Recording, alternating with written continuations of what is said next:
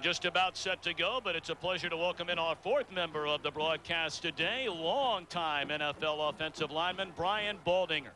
Tommy, thanks a lot. Down here on the field, this Kansas State Wildcat team lost the Big 12 championship just a little over a month ago to Oklahoma. It was a devastating defeat, so devastating that head coach Bill Snyder had his team vote on a bid whether they wanted to come to the Cotton Bowl. Well, that vote was unanimous. They wanted to be here. They want to be only one of two teams in college football history to win 11 games 4 years in a row. And for the Volunteers, heck, they want to start years off right, winning their final 7 games in a row, going out on a good note. Tommy? Brian, thank you very much. The Volunteers led by 50-year-old Phil Fulmer in his 8th season, 84 wins against 17 losses. The winning percentage the best among active coaches in the NCAA. On the other side of the field, the 61-year-old native of St. Joseph's, Missouri, Bill Snyder, took over this program, has done an absolutely spectacular job in getting it turned around. The last 7 years, they are 43-7. Amazing. I'll tell you, Barry Switzer, I think, said it best, guys. Forget coach of the year, coach of the decade. This guy may be coach of the century. All college coaches that you talk to around the country, they aspire to do what Bill Snyder has done. I mean, he has built a program that was basically in the basement, taking it to the penthouse. Maybe the hardest thing to do in sports, to take a floundering college program and turn it around. As always, our telecast available in Spanish by utilizing the SAP button on your remote control. So the Volunteers will get the football to begin the ball game, and Jamie Reams set to kick it away. The 65th annual Southwestern Bell Cotton Bowl. Leonard Scott will take it from the 7. Good special teams coverage there by Kansas State. He's wrapped up at the 15, and that's where the Volunteers will put it in play, led by the freshman out of Northridge, California, a true freshman, Casey Clausen. It's been a remarkable year for Clausen since taking over as a starter, leading the Volunteers in a win over Alabama his first game. Up front, Coleman, Herrera, Wells, champion Munoz. Yes, you've heard that name before. The son of Anthony Munoz. Henry, an all-SEC performer. Keep an eye on Stallworth and Wilson, the wide receivers. The first down give is to Travis Henry, and he's wrapped up close to a gain of 3. Defensively, the 4th-ranked unit in the nation. And a terrific front 4. Beisel, Fautafehi, a first-team All-American. Robinson and Johnson, who led him with 11 sacks. Linebacking core, the Big 12 freshman of the year, Terry Pierce. Carter and Butler, the corners. McGraw, a Manhattan native, is a free safety with Cooper, the strong safety.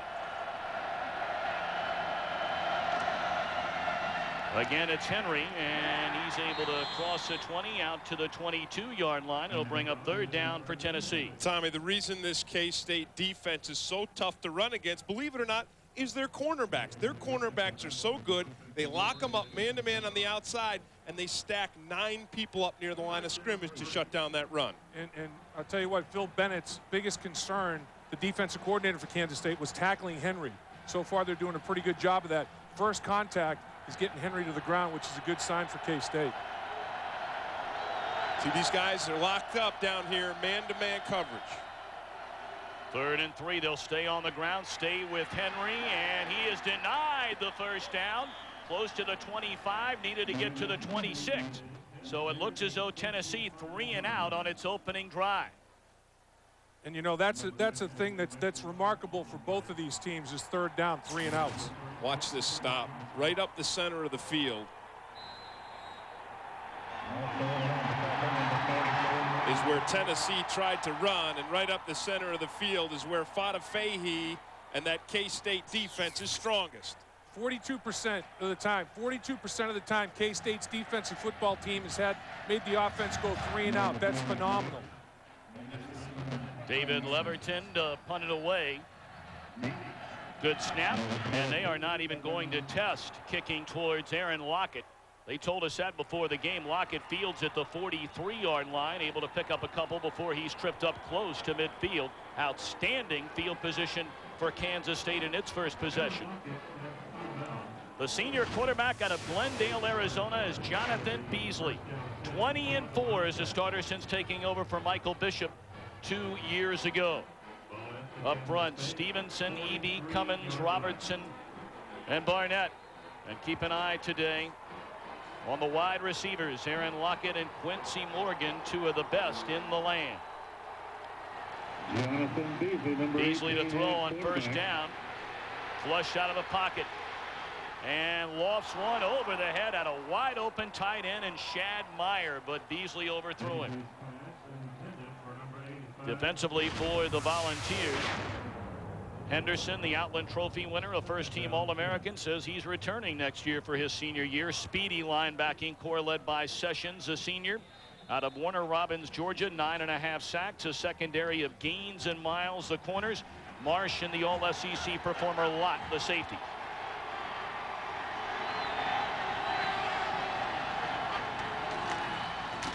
Second and 10, Josh Scobie across the 45 to the 46. It'll bring up 3rd and long. And Dave, you've seen Kansas State a number of times this year. They don't like the 3rd and long situation. No, they don't. And Tennessee, their defense has been strong on 3 and outs as well. They've held the opposition to 3 and out for almost 45% of the time. So both of these defenses, their whole theory is tackle for loss, 3 and out, get you off schedule. And what you can expect right now is Tennessee to come with the blitz.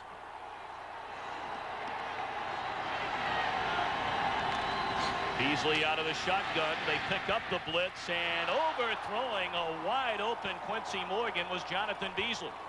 How hard, Tim and Dave, is it for the quarterbacks to have a good firm grip on the football today? Well, you point out a good thing, Tommy. There was snow all over this field. They cleaned some of it off, but that ball is going to be wet. It's going to be slick. I thought Beasley threw a catchable pass. That's one Morgan needs to bring down.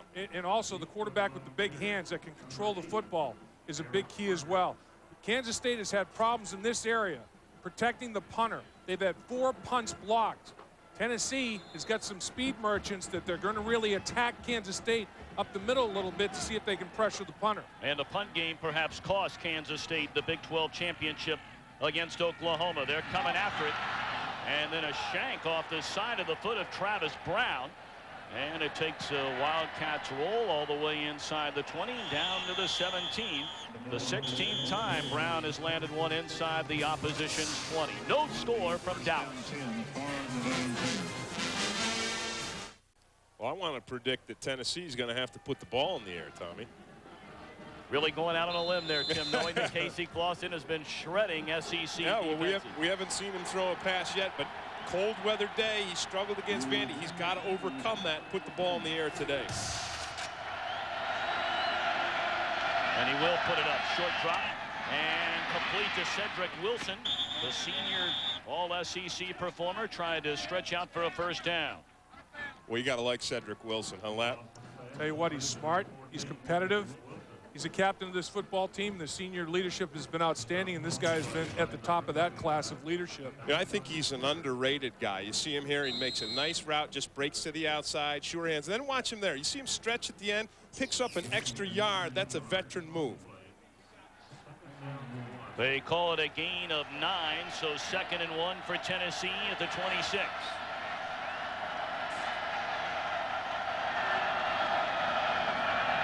Lawson looking for the long ball and nearly hooked up with Eric Parker.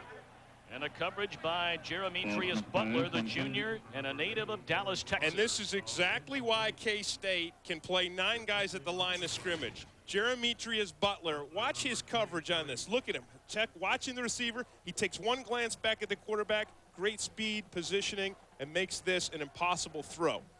Another thing that he tries to do is lean into the receiver. All great corners, when they're in decent position, lean into that receiver, that extra edge. High formation for Tennessee on 3rd and a yard. David Martin in motion. They're going to give it to Henry, and he appears to have reached the first down marker. It may be very close. He needed to get to the 27. It just depends on the spot. Travis Henry on the carry. It is a Tennessee first down. Well, part of the reason Henry's so effective up the center, watch the fullback right here, Will Bartholomew. Look at the block right here. Wham, on Mario Fatafehi, and that's what springs this for a first down. And that's what they're going to try to do to Fatafehi. the matchup on Wells is favors Fadafehi by 40 pounds. They're going to try to attack Fadafehi from all areas. Wham him with a fullback, trap him. Don't let him just match up on Wells alone. First down, and Henry again slips a tackle, breaks into the secondary, and out to the 32-yard line, a gain of close to 5. You would think with the speed that Travis Henry has, he would like to be an outside runner. He's a very effective outside runner. He can get to the corner and then use his burst. But we talked to him yesterday. He likes to run it right up the middle. I think it's because he's got a punch when the defenders hit him. And I think that 220 pounds on that 5'11" frame, he's got that low center of gravity. In football, it's pad level. And I think he feels comfortable between the tackles with that pad level. 2nd and 5. They pitch it to Henry. Tries to cut it back to the inside. Is stopped at the 39-yard line by Jared Cooper and Terry Pierce. You got a flag on the play, and it's either Kansas State lined up off sides or Tennessee didn't have 7 men on the line of scrimmage. And Kansas State did line up in the neutral zone. That's going to cost them 5. Those are the mistakes you can't have. Would have been 3rd and long. Now it's going to be 3rd and short with that 5-yard penalty. It's a different animal, 3rd and short. What kind of animal is that? That's what I'm wondering. Same thing. You took the words right out of my mouth. Well, 3rd and 7 favors the defense. 3rd and 2 favors the offense. That'd be like the difference between a Bobcat and a Wolverine. There you go. Yeah, or in our case today, between Smokey and Willie the Wildcat. You know, 3rd down, both teams in 3rd down, because of the aggressive mentality of the opposition defenses, are maximum protected. Offside, defense, 5-yard penalty, remain 2nd down. So now it's 2nd down and short. And on 3rd down, both teams, when it was 3rd and long, maximum protected, they kept the tight end in, they kept running backs in, because both defenses like to bring one more than you can block. Now, when you get 2nd and 3rd and short, you don't have to do that. You can spread the football field. 2nd and 1 as Tennessee comes to the line of scrimmage at the 36. And an exchange problem between Clausen and Wells. It looked like Clausen covered it up. You know, that's part of the problem in a cold weather day. Now, Casey Clausen, we talked about how precocious he is. He plays beyond his years. But all his years were playing high school football in California. He hasn't had this kind of weather, and you see him fumble this exchange right here. When he walked out onto the field today, Tommy, the first snap he took from center, he fumbled. Something to keep an eye on throughout the afternoon. Clausen came to Tennessee, believe it or not, during his senior year of high school. He had already reached his requirements to graduate from high school, a true freshman. And he'll throw on 3rd and 2. Into traffic. Had an eye on Wilson, no flag on the play, so the Volunteers unable to take advantage of that penalty, and they'll kick it away. Yeah, and that was a dangerous throw by Clausen. He's looking for Cedric Wilson, but there's a safety underneath. Watch McGraw right here. See McGraw breaks in front. Could have been an interception for the Wildcats. And this is the area of the game that I think is going to be critically important today, the kicking game. Both teams want their special teams to be special. Field position is going to be dictated by who makes the big play and avoids the big mistake. Well, they're not even going to kick it to Lockett today. Phil Fulmer told us that yesterday. Lockett, the leading punt returner in the nation, although he's going to get a chance here. Yep, he missed a directional kick. At the 32, and now Lockett breaks the tackle. One flag is down on the play as Lockett takes it to the end zone. Wow. His 4th punt return for a touchdown this year, but again, a penalty flag is down. Back at the 35-yard line. Critical mistake by punter David Leverton for Tennessee. He lined up to kick that thing to the left and out of bounds. It went off the right side of his foot, right down the pipe to Lockett. Basically, he shanked it. Instead of shanking it out of bounds, shanked it to the middle of the football field. But DeMarcus Fagan is going to have blocking in the back, I believe, and that's what's going to call this thing back. You know, in college football, not to interrupt, they don't tell you what player is guilty of the infraction. Well, I think we're going to see it, though. Yeah, the thing mentioned that. On the return, illegal block in the back, on the receiver, 10 yards, spot a foul, 1st down. Well, here he is right here, number 21, and you're going to see this block right in the back of Dan Stacy. Watch that. Clearly called by the official. Good job. A great wall by K-State. Well, I mentioned who makes the big play and avoids the big mistake is going to be in good shape. Big play and big mistake made by the same team on the same play. The big mistake negates the big play. And field position now is a problem because of the penalty. The kicking game is going to be monumental on a track like this, where it takes away some of the speed that you have in the skill positions offensively. That would have been the first punt return for a touchdown in a Cotton Bowl game since the great Lance Allworth back in 1961 brought one back 49 yards. Bambi, Lance Allworth. How about that? And really, there's a very little margin for error when you're directional kicking.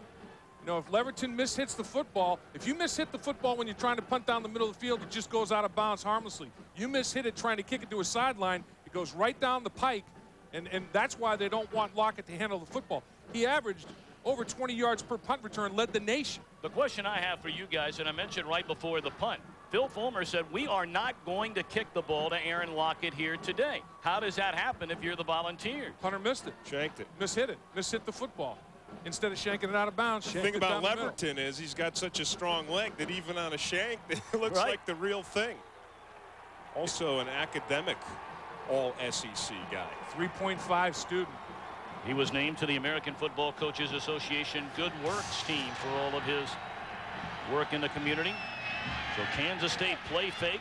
Beasley rolling and throws. The catch made by Shad Meyer, the senior out of Pittsburgh, Kansas. Good enough for a first down to the 42. This is what Jonathan Beasley gives you when he's at his best. When he's at his best, he can move the pocket. He's got the feet. You watch him, it's just a little half roll here. And when you roll like that, it enables the field to open up in front of you, and you can find guys like Meyer. And changing the launch point to avoid that rush inside is a good idea, too. I mean, they're trying to rush up the middle with the blitzes, and getting him on the edge is a great idea. First down, Josh Scobie with a big hole up the middle, and Scobie close to midfield before being shot down out at the 48-yard line. Well, Kansas State offensive coordinator Ron Hudson told us yesterday, if we can run up the center of the field, we're going to be a lot better off. And right here, Scobie runs up the center, and it's really because of some nice blocking up front by that K-State O-line. Option Beasley, a dangerous pitch. Scobie able to handle it and has a first down into Tennessee territory, shoved out of bounds at the 45. The key on that, Rock Cartwright. Unbelievable block by the fullback on the edge. And he is a man. He is the man. In Kansas State, their philosophy is run to the edge to stretch the defense horizontally and then hammer the ball with the power running attack inside. But 25 in the dark jersey, the cut block on the edge, boom. Down you go, and you got the corner secured. And I think that despite the field, you have to do what you do. And what K-State does is they let Cartwright get out in front on that option and cut guys down. Talk about pad level, 5'8", 242. He's under your pads automatically. Lockett in motion. They'll give it to Scobie once again. Trying to pick out a hole and down close to the 40-yard line. A gain of nearly 4 for Josh Scobie. The Wildcats' leading rusher this season took over for David Allen, who injured his ankle the first game of the year. I tell you, a team that has speed defensively like Tennessee, I think, Tim, the best way to attack them is between the tackles with quick hitters. You agree with that? Yeah. Run at that speed? Oh, I do. With John Henderson, the Outland Trophy winner, right in the center there, his best thing is push on the line of scrimmage. So sometimes he'll create a vertical seam right here. Natural gap, yeah. In the option, here comes the reverse.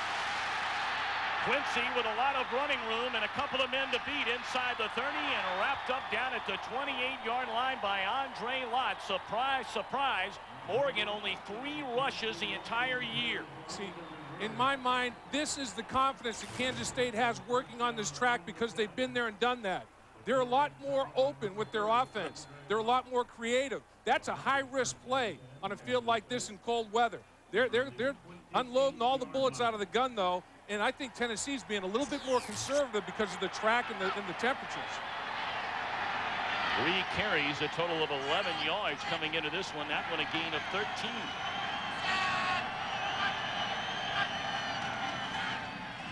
Scobie, and he is met immediately, leading the charge. The Outland Trophy winner, the first-team All-American, John Henderson. This is kind of what you expect from that Tennessee defense. Just a dominant force on the line of scrimmage from Henderson. no place to run up the center of the field. Well, look at Henderson, that huddle. He's a half a story taller than everybody. And on that play, I mean, he crossed two guys' faces like they were standing still. Man, he is, I tell you, he is a strong body, 6'7". I think he plays a little bit high. He's got to bend his knees a little better, but he is strong body. Cartwright, the lone setback, 3 receivers set. And Beasley with lots of room across the 20 and close to the 10-yard line. Beasley set a Kansas State record with 17 rushing touchdowns this year. On the ground, he ran for nearly 700 yards. Yeah, let's take a look at this block by Thomas Barnett, number 65. Look at him here on the linebacker, Anthony Sessions. He takes a whooping, but he does everything he has to do. He uses up Sessions, uses up his body, and springs Beasley. Then you see more blocking by Morgan downfield as well. And the thing is, when you only have one back in the backfield with Beasley in the shotgun, it's still 2 backs. Beasley is a running back that has a throwing arm, so it's a 2-back set. You got to account for Beasley as a runner as well as a thrower in the shotgun. First down just outside the 10, and Lockett on an inside handoff, read beautifully by the Volunteer defense, all the way up to make the stop, the linebacker Anthony Sessions. Let's go downstairs to Brian Baldinger. Thanks, Tom. We're talking about the track today. The track actually is very good. Everybody is wearing the 7-stud grass cleats. Nobody in this drive from Kansas State has slipped on this field. It's actually getting better as the players play on it because it's breaking up the snow and the ice. This 3 inches yesterday in Texas, a blizzard by their standards. Thanks, Baldy. Hey, you know, the thing that I'm more concerned about than the track, and you raise a good point with those long cleats, is the ball. Can they keep that ball from getting slick? Loss of 4, 2nd and goal for Kansas State, and Beasley under heavy fire, but finds room to the end zone. Touchdown, Kansas State. That's his 18th. 18th on the ground, counting the regular season action. Boy.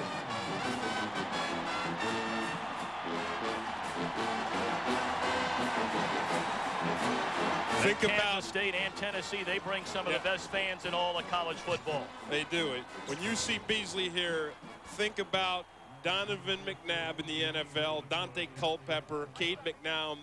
It's the new prototype quarterback that can throw on the run and run for a touchdown. And that was a called play. That was a quarterback draw. And just clearing the crossbar is Ream.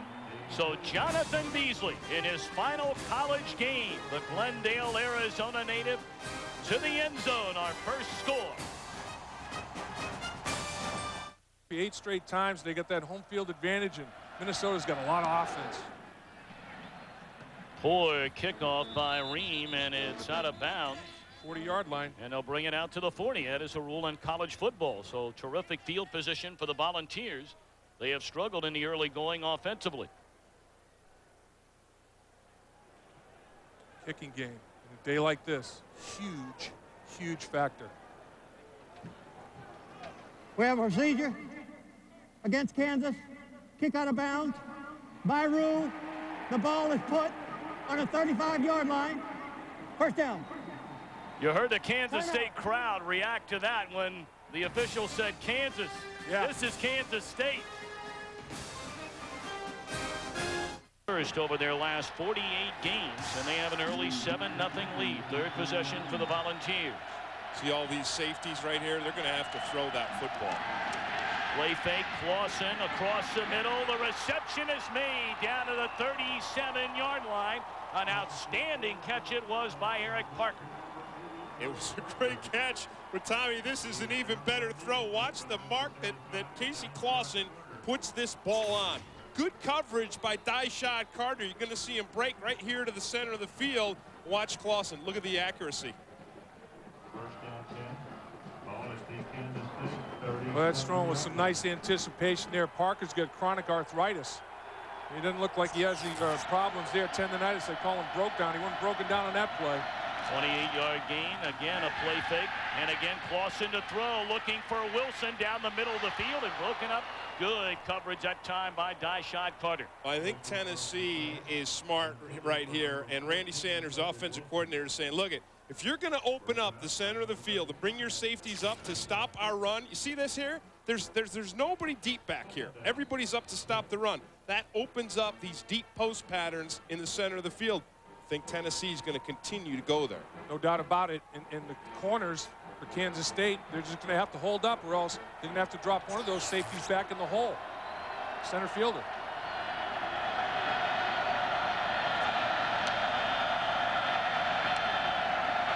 Henry the lone set back on 2nd and 10. Pump fake now to the corner, and it's overthrown. Looked like the wide receiver, Derek Martin, got locked up. Yeah. David Martin with the defender, and a flag comes in late. I think John McGraw is the safety who got tangled up with David Martin. Sure did. They got safeties matched up on receivers. Tennessee did by formation. They had Cooper matched up on a receiver and McGraw matched up on a receiver one-on-one. Kansas State doesn't want that. They don't want their safeties matched up one-on-one in coverage against Tennessee's wide receivers. That's not a matchup favorable to the Wildcats. I'll tell you, if McGraw had him, it wasn't much of a hold. Holding on an eligible receiver. 10-yard penalty, automatic first down. Take a look at it. Here's McGraw right here covering David Martin. David Martin, a big receiver, Tim. See what? Yeah, he grabbed the waist a little bit. I don't see that. Yeah. I don't see that as a hold. But like I said, if it wasn't much. 3 receivers at the top of your screen on a first down for the Volunteers at the 28-yard line. Great protection. And throwing into coverage. It's intercepted by Jeremitrius Butler. Miscommunication, it appeared there, between the quarterback and wide receiver, and Clausen throws it right into the arms of Butler. And Tommy, a great defensive adjustment by K-State coordinator Phil Bennett, because what he does is he rolls the safety over the top, and that lets Butler break underneath and come up with the interception. His 7th of the season. 7 picks for Butler. And Clausen, his 7th thrown. K-State with the ball when we return. K-State cornerback Jeremitrius Butler on the coverage here. Lets Wilson go past him and picks this off, because watch, in the screen is going to be John McGraw. See him right there, the safety 38. He's got over the top. Butler's got underneath, and he comes up with a big pick. You think red zone had anything to do with that? Go zone coverage in the red zone like that? Hey, I think that Phil Bennett, the D coordinator for K-State, kind of lured Tennessee into that. They left it open. All of a sudden, double coverage. Beasley hands it off to Scobie, and he is hammered at the line of scrimmage. Maybe got back to the line of scrimmage, and the first man to meet him. Right there, Henderson, along with some company. No, I mean, John Henderson is amazing. I mean, he went through 3 guys on this play. Watch him here. He's got a guard. He's got a center. Watch him right here. Through the guard, through the center. Here he is, right there. That's Hainsworth. Hainsworth. That's the other big boy. That's what you get when you listen to the play-by-play guy. Well, there he is, though. Yeah. And he's right back into it. But I mean, you got 2 guys over telestrating skills. 6'6", 6'7", over 300. Was that you on the telestrator lot? Yeah, right. Beasley keeps it and carries across the 35 out to the 36. Tackled there by Willie Miles. So it'll bring up 3rd down for Kansas State. A 7-0 lead at the 4-minute mark here in the opening quarter. I think Kansas State's going to go maximum protection. They have every single 3rd down. Now, this is 3rd and short, but by maximum protection, they've kept backs in and the tight end in to help in protection against Tennessee's blitz. Let's see if they do it on 3rd and short. So far today, every 3rd down, they've gone maximum protection. 3rd and 2.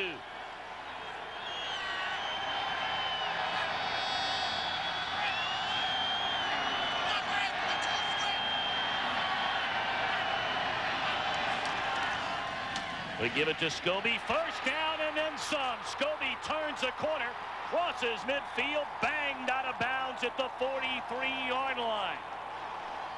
Did you see Aaron Beasley make that adjustment at the line of scrimmage? That's why I think this guy can be an NFL player. He sees the field, he reads the defense, he changes it to a run play from a pass. Jonathan Beasley with the checkoff at the line, and Scobie with the run for the first. And it was a power O. They pulled Eby, the left guard, and Rock Cartwright had the kickout block. Great block by fullback, great block by pulling guard. Here he is again. He likes to make those adjustments at the line. Sometimes he's false calling out there, too. Out of the shotgun, Beasley, good protection, throws to Lockett and overthrows a speedy wide receiver inside the 15. You know, Kansas State, we talked at the opening of the telecast, was going to be a tall order to try and run the football against Tennessee. The Volunteers allow 74 yards on the ground per game. Right. Kansas State has already rushed for 91 yards in the first quarter. But the thing is, Kansas State has rushed for 198 yards per game themselves. You know, they've really done a heck of a job. They've rushed for over 100 yards 14 straight games. You know, Tommy, most of those yards have belonged to Beasley, the quarterback, and Morgan, the wide receiver, on a reverse. Inside handoff to Rock Cartwright. He had a breakthrough game against Oklahoma, but he runs into a jailbreak there at the 45-yard line, led by Eric Westmoreland along with Will Overstreet. When you talk about Tennessee's ability to stop the run, your mind goes immediately to Eric Westmoreland and the range that he's got in the center of the field here. He's got the ability to move laterally across the line of scrimmage and then vertically up into the line to make the play. Westmoreland, a first-team All-SEC performer, a Butkus Awards semi-finalist, had 3 sacks in 1 game against Kentucky this year. 3rd and 12, and Beasley.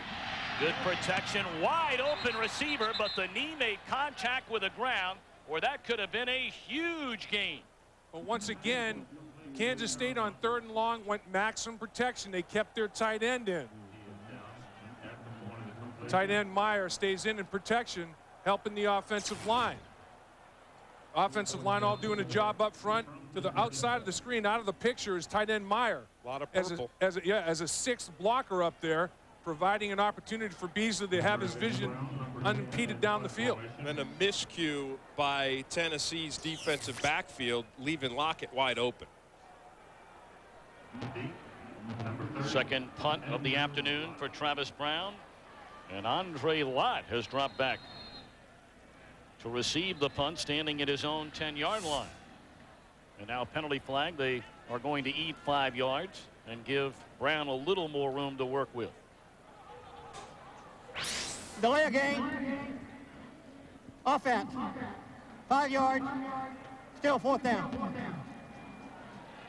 Kansas State has not done a whole lot of directional kicking this season. I think they'll still pooch punt, but it's easier to pooch from 5 yards further back. More field to work with. And let's see if the Volunteers again come after Brown. We talked about their woes in the punt game against Oklahoma. Nope. Beautiful punt by Brown, and it takes a Wildcat roll inside the 5-yard line. Field position, hidden yards, huge. Special teams being special right there. Twice Travis Brown has pinned Tennessee inside the 15. And you can't say enough about that in this type of weather condition. Our game summary brought to you by our outstanding sponsor at the Cotton Bowl, Southwestern Bell. And Kansas State running at will against a stingy rush defensive Tennessee. Yeah, Tommy, you pointed out accurately. That's the big difference in the game, the rushing yards by K-State so far. But remember, a lot of that was from Beasley on the scramble and also Morgan on a reverse.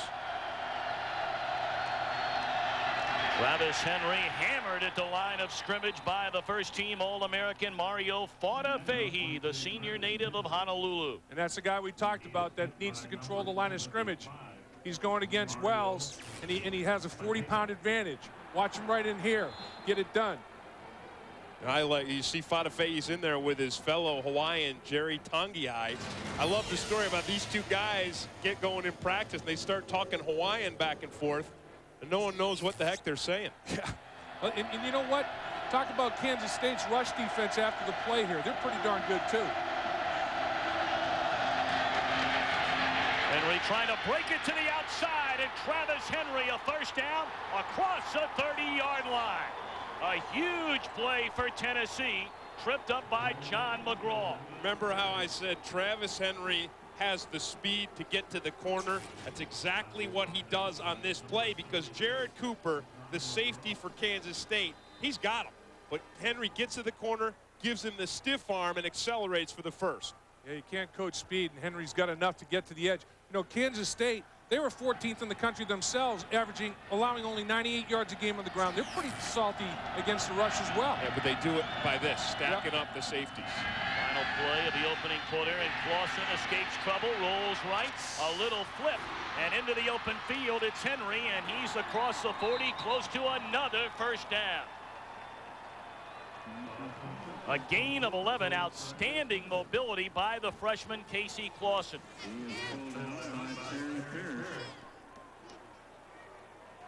Clausen looked more like Jonathan Beasley than Beasley on that play. That is the final play of the opening quarter. Kansas State with a 7-0 lead. Fox coverage of the Southwestern Bell Cotton Bowl will continue after these messages. Part of it.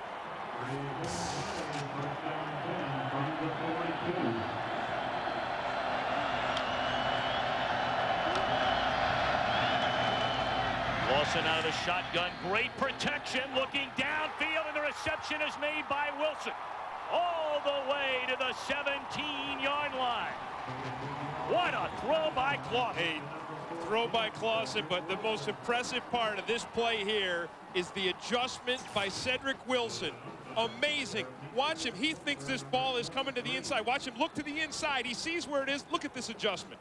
That is beautiful work by a receiver and the most difficult catch to make. It was outstanding. I mean, he looked like a center fielder, Willie Mays, going back to the wall, adjusting for the ball. 41-yard gain. Tennessee knocking on the door.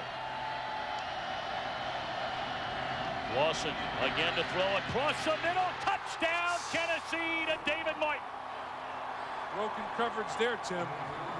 I think really more than just the linebacker not getting enough depth on that underneath route. And that linebacker you're speaking of was Kazar. Kazar just kind of froze a little bit. I think he thought he had help over the top of him. He just kind of froze up.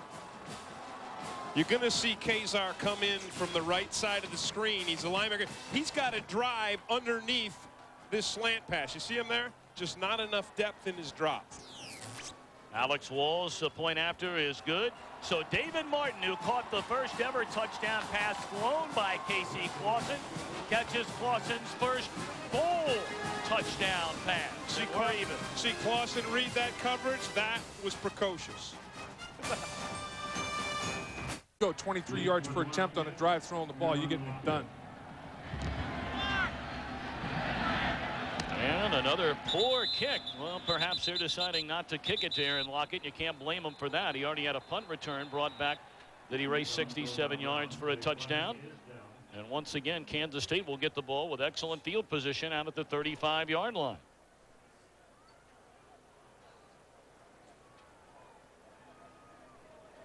Procedure. Kicking team. Kick out of bounds. By rule. On the 35. First down. Let's go downstairs to Brian Baldinger. Thanks, Tom. When Tennessee is in the shotgun, Casey Clausen back there, it's a silent count. So the two guards and tackles hold hands at the line of scrimmage. When the guard releases, the tackle knows that it's free for him to move. It enables the tackle to get an advantage, looking at his end and not have to worry about the count or the ball. First down pitch on the option to Scobie, and he is tripped up after a gain of 8.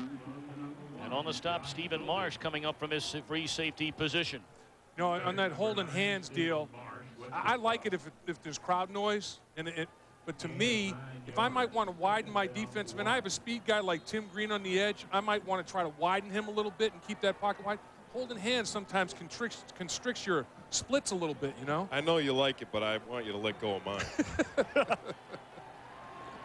Big Michael Munoz along that front line of the Volunteers.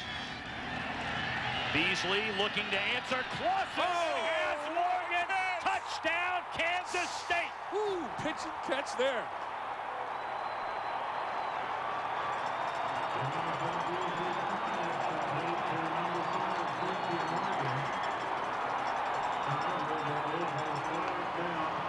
At the 40-yard line.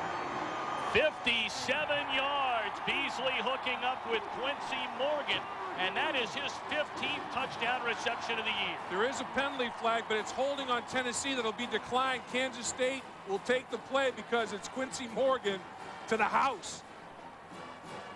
Man, you know, on his touchdowns, he had 23 touchdowns in 24 games coming in, averaging 38.5 yards per touchdown catch. He's not hurting his average with that one at all. Deep speed and wonderful hands. Size, strength. He's first-round draft pick. He'll be playing big on Sunday. Now Ream for the point after, and just like that, Kansas State getting the long ball. Beasley, a beauty to Morgan, and the Wildcats regain the lead by 7. He will be playing on Sundays, looking ahead to next year. Yeah, he'll be a first-round draft choice, no doubt about it. Line drive kick, poorly handled back at the 5-yard line, but across the 25 and close to the 30 is Leonard Scott. So a pretty good return right there for the Volunteers. Well, you know, it starts with Josh Scobie. Watch him right here pick up Stevenson on the blitz.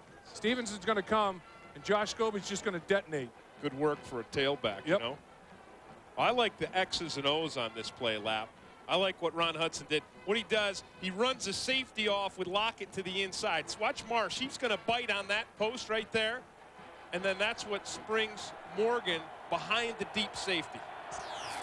Morgan's size-speed ratio is a nightmare.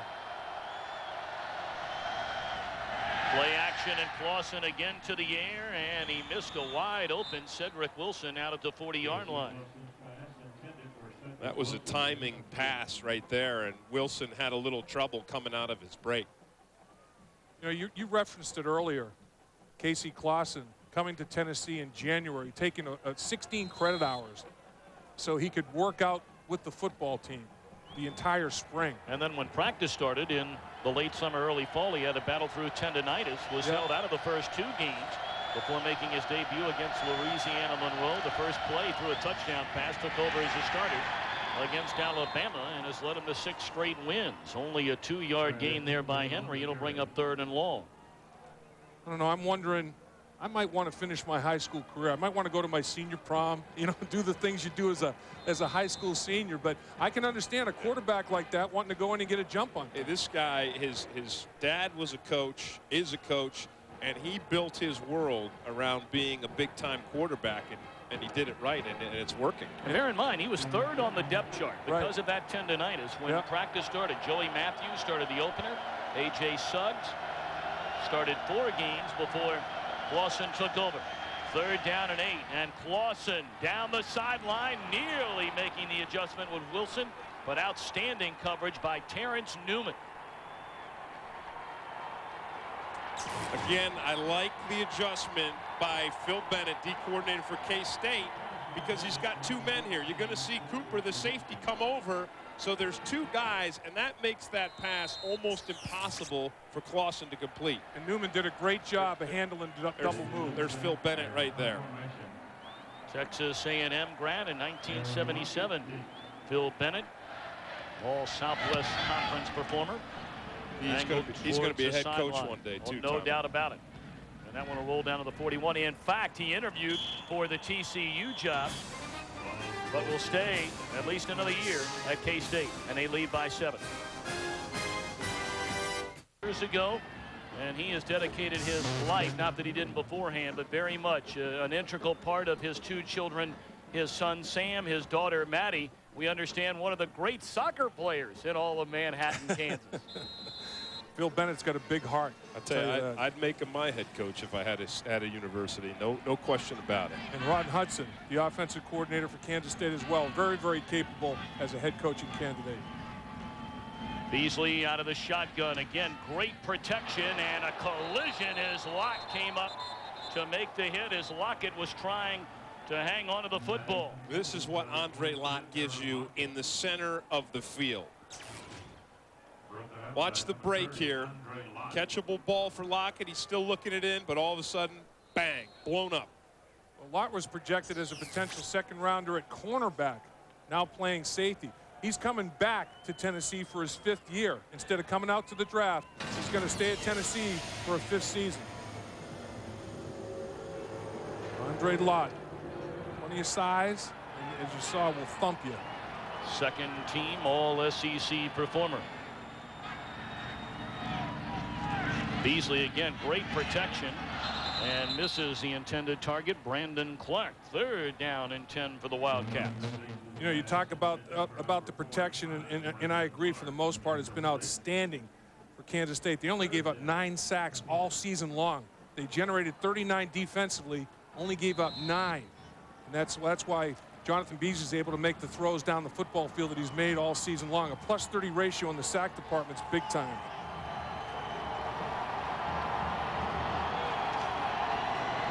Third and 10, and the Volunteer faithful looking for a stop.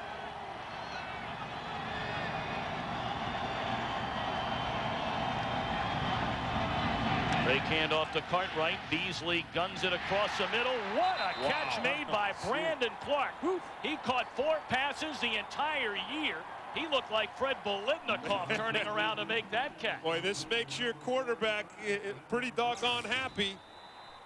You're going to see him right here. He's going to break in this in pattern right to the center of the field. Beasley throws it behind him. Beautiful effort. He lined up basically as a tight end by position. He's a 6'3", 220-pound wide receiver. So, I mean, he is a type of tight end size guy, undersized tight end. Hey, a guy does that, you get him the ball again. Yep.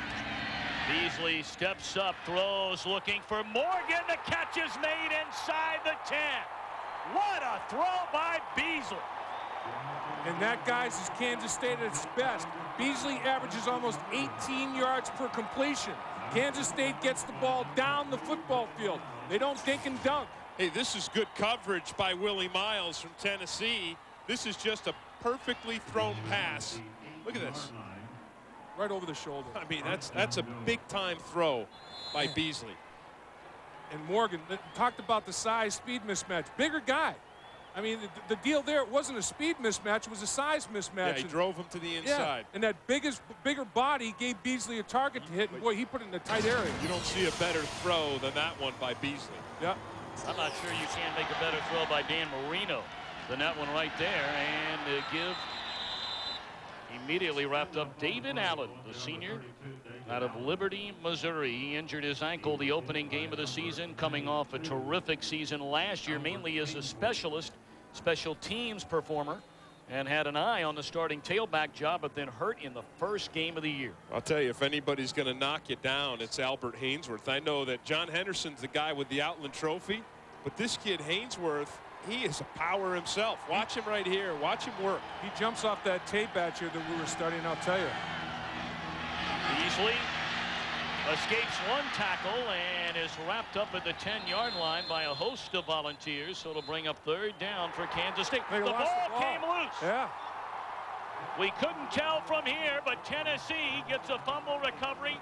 Eric Westmoreland covered up, and Beasley pleading with the official, saying that's not a fumble, I was already down. Yeah, Kansas State, they're all pleading with him.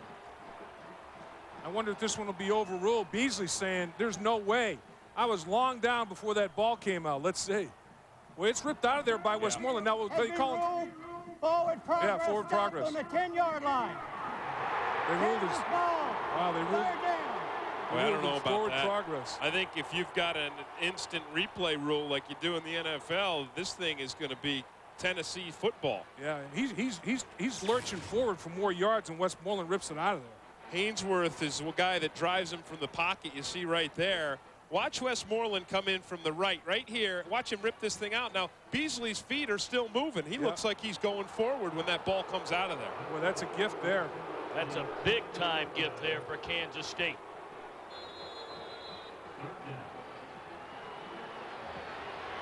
So Beasley brings him to the line of scrimmage. It's 3rd down. That ball clearly stripped before Beasley was ruled down. He raked it out of there. Blitz coming. They dump it off. And Morgan goes in for the Kansas State touchdown. Wide receiver screen. He scored so many touchdowns on this. Almost half his touchdowns have been on the wide receiver screen. You know, the thing I love about this play is the guts it takes for that wide receiver to come right into the center of the defense and run this thing. You see it in the NFL all the time, but they run it out at the perimeter.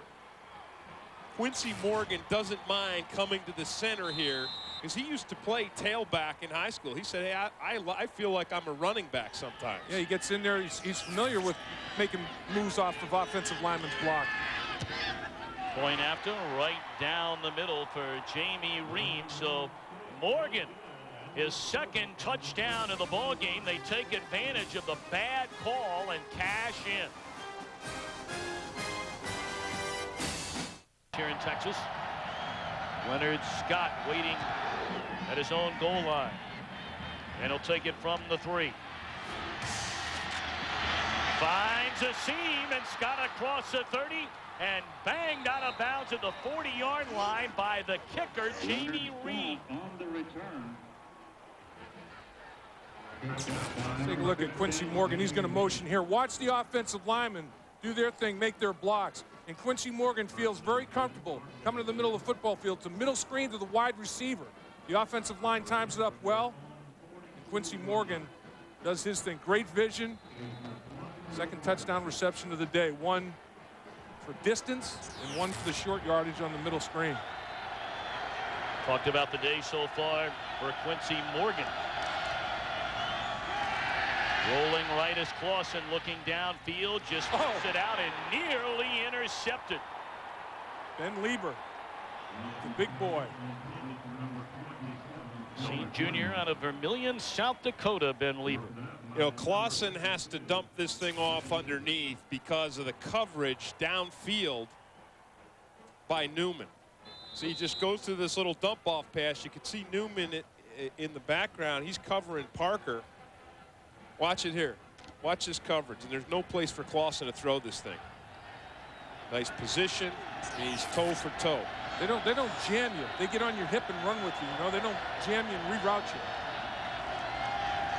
Clausen, a short drop, dangerous throw, and nearly intercepted again. Terrence Newman on the coverage.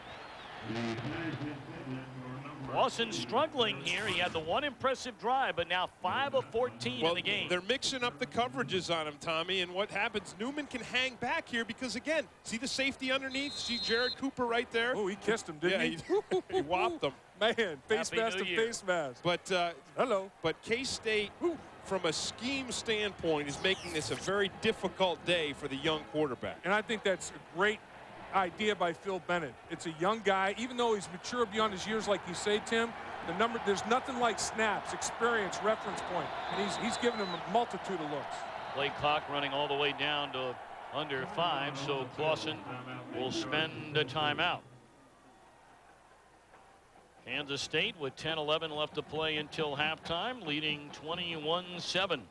You know, and the other thing with Casey Clausen, this Kansas State defensive football team, guys, has great team speed. And Tennessee was comparing both sides of the football of Kansas State to Georgia. We know what Georgia has for team speed in the SEC. I think the speed factor, I think openings that Casey Clausen saw during the regular season aren't there. I think Kansas State's rallying to the football pretty well. Well, K-State held their last 3 opponents to less than 320 yards in total offense. That moved them into 4th place overall in total defense in the country.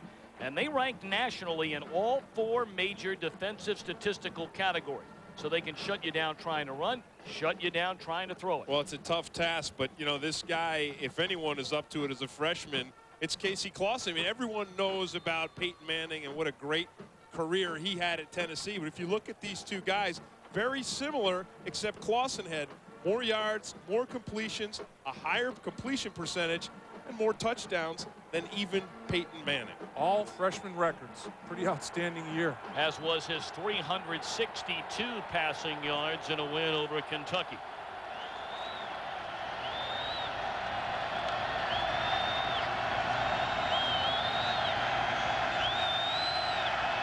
Changing up the protection. Yep. They barely got that play off. 3rd and 10, and down goes Clausen in the arms of Johnson. Yep, Chris Johnson getting his 12th sack of the year. Hey, you can change up the protection all you want. But when Chris Johnson brings his speed from the corner, there is no solution for it. Watch him right here, and he just takes the edge on Coleman, races right around him, and it's another sack for Johnson. Well, those speed rushers, you got to widen them out, man. Get them as far away from that quarterback as you possibly can. Take those big splits. Wildcat had a punt return for a touchdown called back. They angle towards the sideline, and it will roll down to the 35-yard line. 30-yard punt. 9:26 to play until halftime. You saw Johnson coming around the corner on the junior Coleman. I tell you, one guy we haven't called his name very much today, the senior, all Big 12 performer Monty Beisel, and he's been locked up with the freshman, the true freshman, Michael Munoz. Yeah, Michael Munoz is a heck of a player. When you start in the SEC as a true freshman at the tackle position, that's big time. He's the first to do that since Bill Wade back in 1981 for the Tennessee Volunteers. And Michael Munoz, 6'7", 310 pounds, and he's got the great gene pool of the legendary Anthony Munoz. Hopefully we'll hear from Anthony Munoz. He got the whole today. pool, too. Yeah, he did. He got the deep end. Yeah, he didn't just get the 4-foot end. He got the 12-foot end. Right. Oh, Beasley hammered, but was able to get rid of the football. Boy, they brought Anthony Sessions. And, you know, I like what Tennessee coordinator John Chavis is doing right here, because I think this is the time for Tennessee's defense to come up with a series of big plays to regain some of the momentum. So he takes a gamble, he rolls Sessions from the outside. He comes unblocked against Beasley. you know, one interesting contrast between these two teams. Sessions is the only junior college player on the Tennessee roster when he starts. Kansas State has 14 junior college players and 4 start.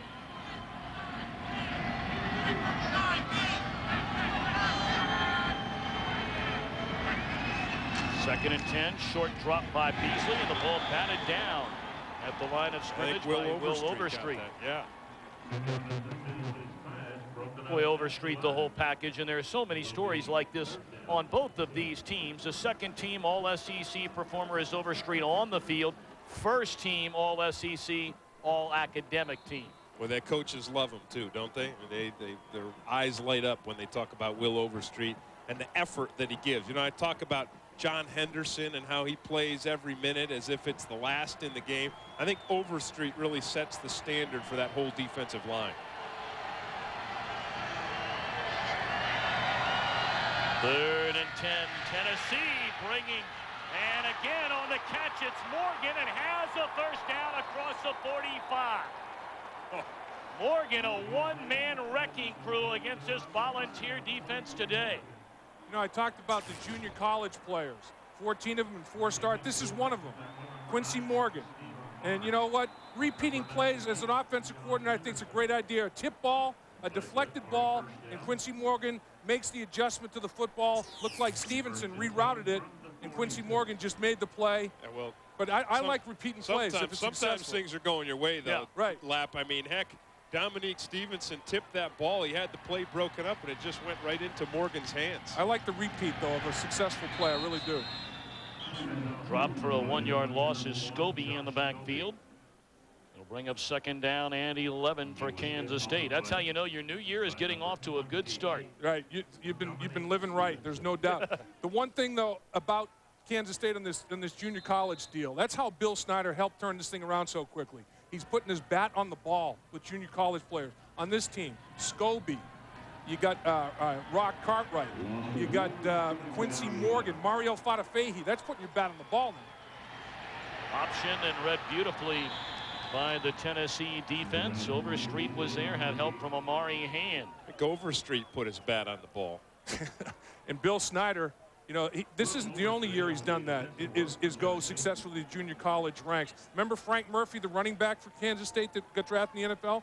Remember a guy named Michael Bishop that's now at the New England Patriots? Junior college players that Bill Snyder went out and recruited and said, you can fit into my system. Your athletic abilities and talents fit my system. You're going to help me turn this around quickly. He's been a master at it.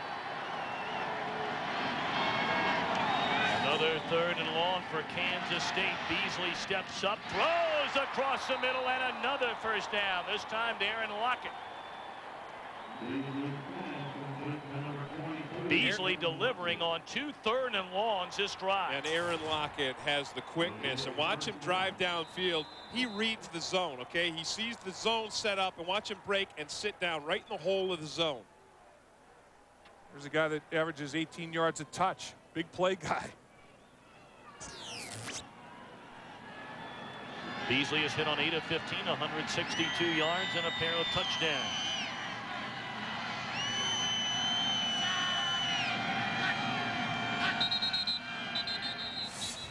Play clock may have expired before Beasley took the football from Randall Cummins. Yep, delay of game. Let's go downstairs to Brian Baldinger.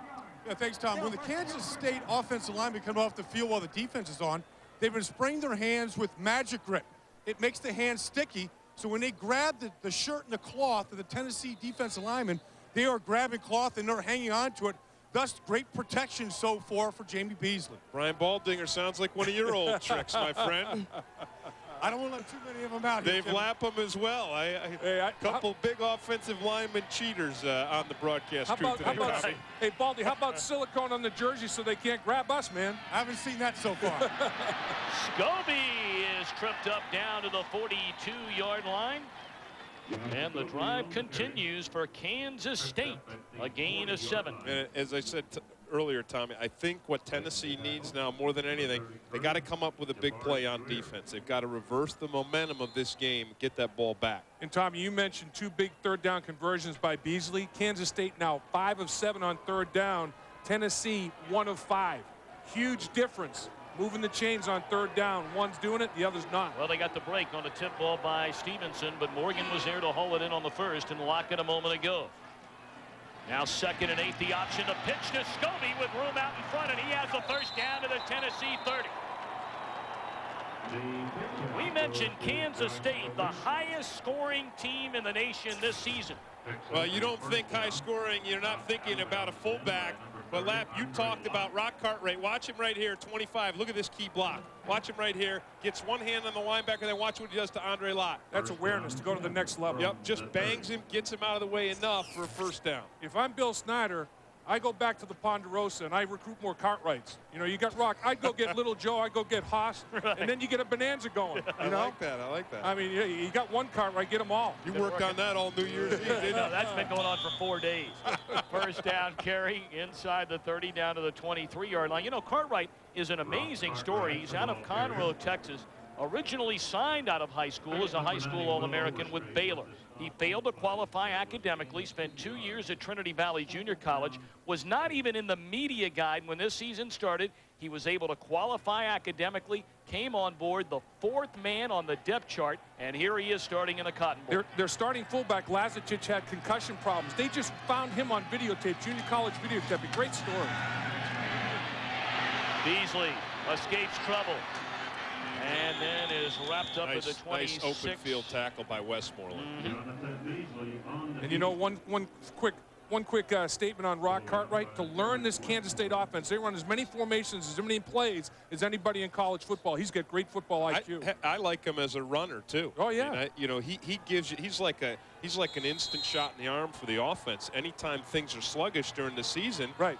Ron Hudson, the offensive coordinator, just hands the ball off. Has Beasley handed off to Rock Cartwright, and it's like instant offense. He's the attitude guy. He's a shot put with legs. You know, 5'8", 242 pounds.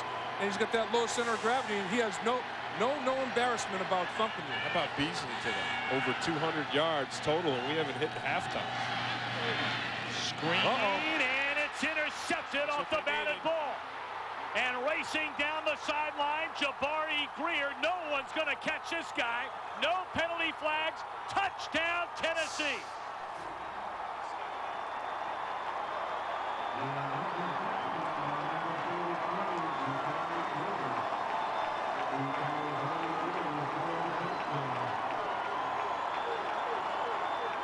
Well, Lap, you said you like to see the same play run again, right. But they went to the well one too many times on this one because Tennessee picks up this wide receiver screen. Tipped again. Tipped again. At the line of scrimmage. One tip went in their favor. This one went against them. Looked like Smith got his hand on it and tipped it. And once that ball was tipped, it's anybody's football, and Tennessee makes out on that one.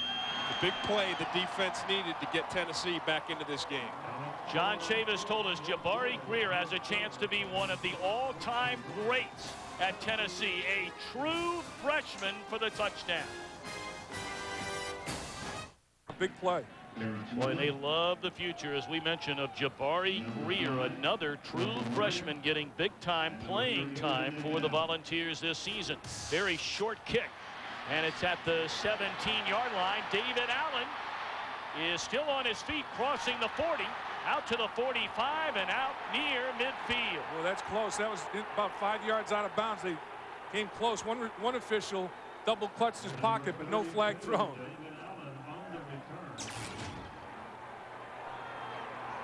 David Allen, one of the best punt return guys in the history of the National Football League. 7 punt return touchdowns in his career, tied for the all-time best. He's got some wiggle now. Yeah, he shares that honor with Jack Mitchell, former Oklahoma Sooner, and the great Johnny Rodgers. How about Johnny Rodgers, the Heisman Trophy winner out of Nebraska?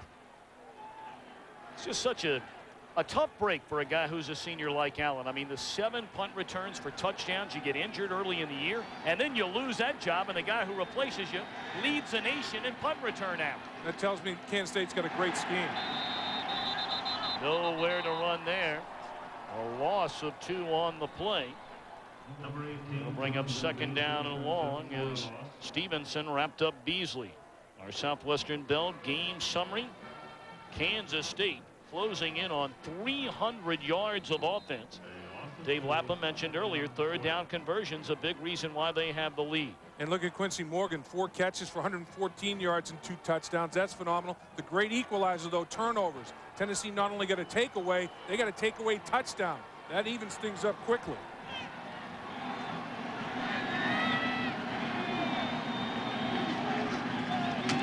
Quarterback draw, and nowhere to go for Beasley.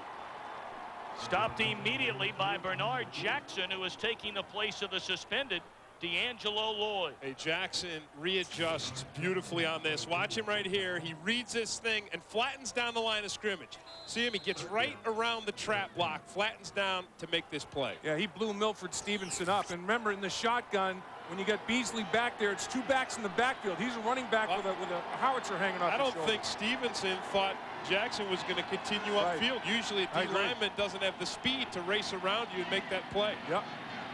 3rd and 14, batted ball again by the Tennessee defense. So the Volunteers stand tall on 3rd down. It looked like Stevenson got the paw to bat it down. This is a lot more like the defense Tennessee fans are used to with the 3 and out. Watch Will Overstreet put the pressure on Beasley around the corner here. Makes him rush this throw. Another tip by Stevenson. He's got his hands on a couple of them. And, you know, Tennessee only had 9 interceptions during the regular season, but they had 64 knockdowns, a school record. So they've been batting a lot of balls all season. They come after the punter Brown, but he gets it away. Fair catch signaled for it. The 22-yard line by Parker. 35-yard punt, and the Volunteers with 2:24 to play until halftime will get the football with a chance to go to the locker room in a tie ball game. And how ironic is it that Tennessee gets back in the game with an interception? They only had 9 all season. Their leading interceptor with 2, but they did knock down 64, so they were in position to make more than 9 interceptions. Just didn't hold on to the football well enough, but they did this afternoon. Well, this right now should be Casey Clausen's game. I mean, he's a drop back quarterback. He's got height, 6'4". He's got accuracy. He struggled so far today, only 5 of 13, but we have seen moments of great accuracy. Play fake, rolls right. He's going to hang on to the football and is tackled out at the 25-yard line. First time we've called the name of the senior Monty Beisel today. A naked bootleg. Monty Beisel initially fooled, but Monty Beisel can run a little bit. He didn't run as good as Tim Green did, but he can run a little bit. Well, that's great recovery by Beisel. And you know what, though? I think that was a mistake by Casey Clausen. I think he needed to set up and throw that pass because he doesn't have the speed to outrun Beisel. No question. Beisel's been bothered with an abductor injury the entire year and has had to battle his way through it, and boy, has he done that. Recording 10.5 sacks on the season. Timeout by Kansas. Syracuse University. I went like you, Tim. I went to the Newhouse School, and they said, you got to ditch that accent. Explains it all. There you go. That's our biggest problem here today.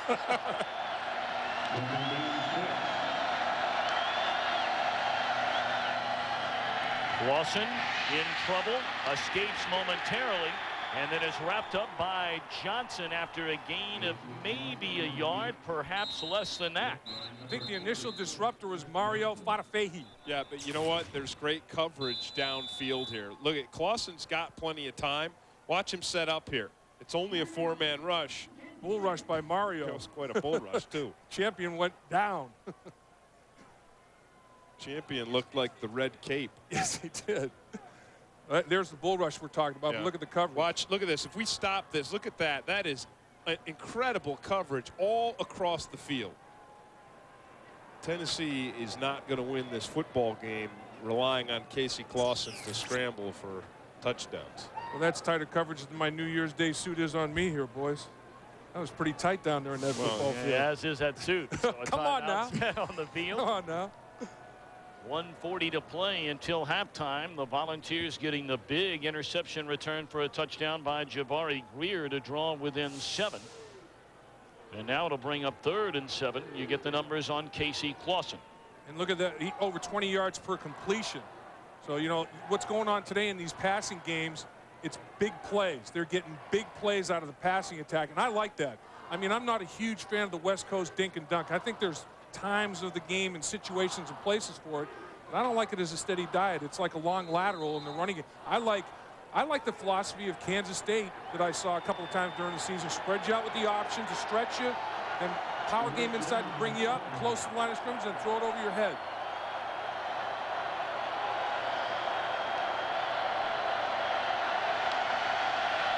Three receivers set for the Volunteers on 3rd down, and intercepted at midfield. And making the play is DeMarcus Fagan, the junior out of Irving, Texas. How about the homecoming for Fagan? How about the 2 Hawaiian members of this K-State defensive line with instant pressure on quarterback Casey Clausen? Tag team. Watch Fatafehi and Tangiai. Here they are, the 2 of them. And look how quickly they're on top of Clausen. And Beisel's there as well. Beautiful pressure. Nice little stunt. That front 4, everybody. Yeah. Well, when you see this pocket collapse in front of you like this, you rush the throw. He threw that in self-defense, it looked like, you know? So now Beasley with a minute and a half to go. A pump fake crosses midfield, stops the clock by stepping out of bounds at the Tennessee 47-yard line.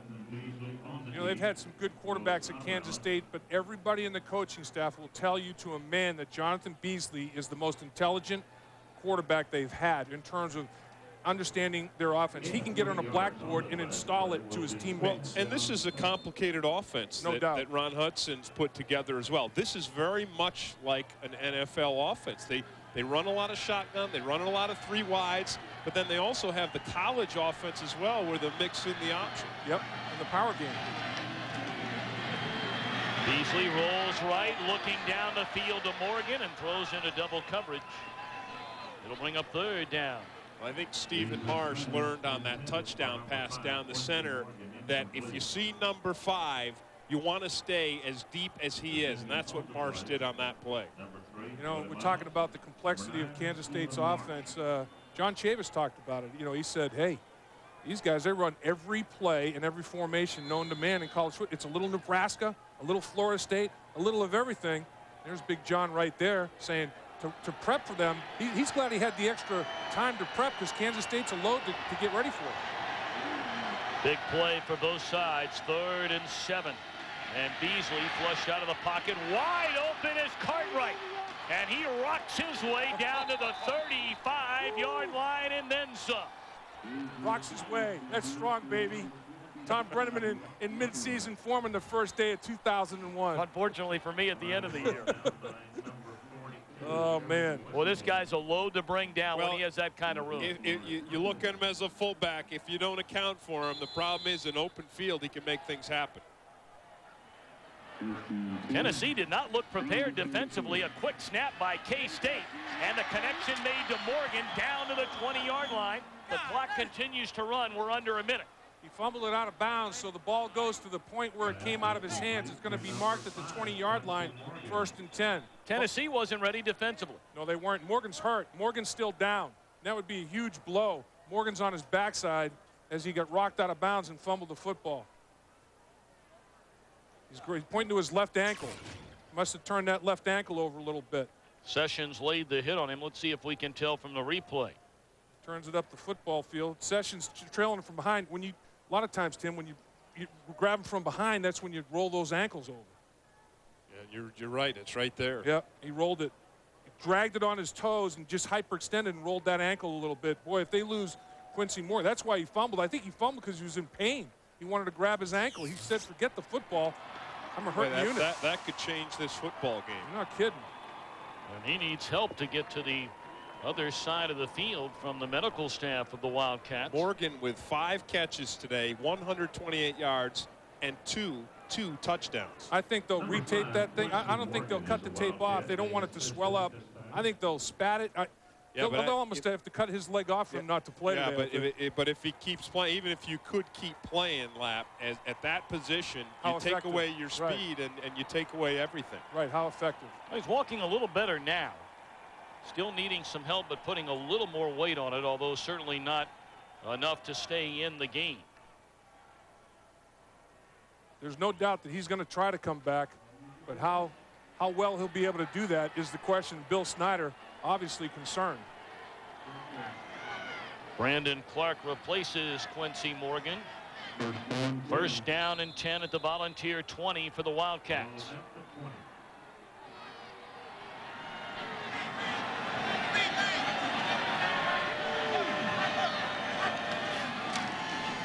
Three-step drop throw to the far side. Lockett the catch, and he lost the football. The Volunteers, have they recovered it? Yes, they have. The hit made by Teddy Gaines, a junior corner. And Lockett turns it over.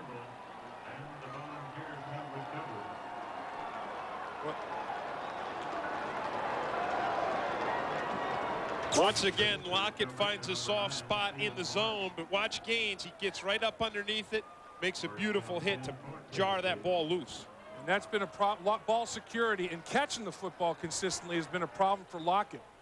And quite honestly, if you're Quincy Morgan, some scouts think Quincy Morgan's got first-round talents in every phase except catching the football consistently. Today, he's caught it very consistently, but that turnover is painful for Kansas State. Boy, is it ever. They were deep in Tennessee territory, and now the Volunteers will ask Clausen to take a knee and run out the clock here in the opening half.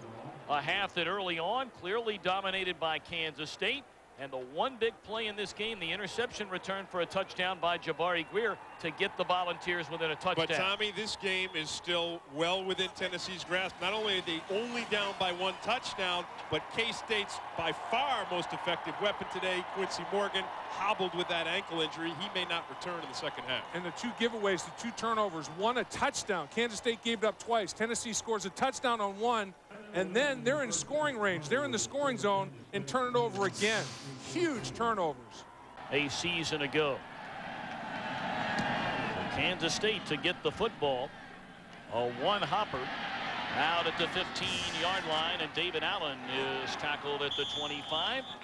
And some of the numbers from the first half overwhelmingly in favor of Kansas State. Yeah, Kansas State, look at that. Over 300 yards total offense to 143. But the turnovers, the 2 turnovers the Wildcats had, 7 points on one of them for Tennessee and negating potential points for Kansas State on the other. If they don't turn the football over, we've got a lopsided score here. Look at that time of possession, too. I think Tennessee in the second half, when they get the ball back, they need to not only throw it, but they need to get the ground game going. And you saw Kansas State rushing for 118 yards against Tennessee's vaunted defense. It was only giving up 74 a game. And Quincy Morgan is not in the starting lineup as we begin the second half, but Josh Scobie carries the football out to the 34, a gain of 8 for the Kansas State tailback. Yeah, you mentioned Jonathan Beasley, 2 touchdowns passing, 1 touchdown rushing. That's a pretty darn good day. And as I said earlier, Casey Clausen has definitely struggled. By far, his most suspicious performance to date for the Tennessee Volunteers. Beasley, 34 touchdowns on the season, accounting for 3 more already in the first half of this game. And Beasley on the carry, could go the distance with 1 man to beat, and he's not got a bounce inside the 25-yard line. Jonathan Beasley ran for 5 touchdowns against North Texas State in 1 game this season. The only Big 12 quarterback to accomplish that, and only the second Big 12 player to rush for at least 5. We talk about Beasley as a weapon, but look at the block by Rock Cartwright. The fullback leading Beasley down the sideline and springing him for this big run. You know, there's decisions you make down the football field, throwing it, decisions you make in the option, whether to keep or to pitch it. Great decision. 42-yard gain and back to the ground. Scobie spins away from a tackler and carries to the 16. Well, it's obvious to me, guys, that Bill Snyder said to his football team, look, we may be without Quincy Morgan. Offensive line, suck it up, get after it. We're going to run the football at Tennessee. It falls on your hats, on your shoulders. Running backs, O-line, get it done. Hey, I got to tell you, this Rock Cartwright is amazing. He had another solid lead block on that to spring Scobie. He's the rock, man. I'll tell you, it all starts with the rock. Build the foundation with a good rock. Ponderosa. They stay on the ground. Scobie eludes 1 tackler inside the 15. Another first down to the Tennessee 13-yard line. Now, right now, we're not seeing good tackling by this Tennessee defense. We're seeing guys on the edge who are coming up and with an opportunity to bring the Kansas State ball carriers down, but they're not making the tackles. And that's an interesting point, Tim, because Kansas State's offensive coaching staff thought that Tennessee's defensive backs were the best tacklers they'd seen. And they were worried about Kansas State safeties being able to tackle Travis Henry. The pitch to Scobie. He could go to the end zone and will. Touchdown, Kansas State.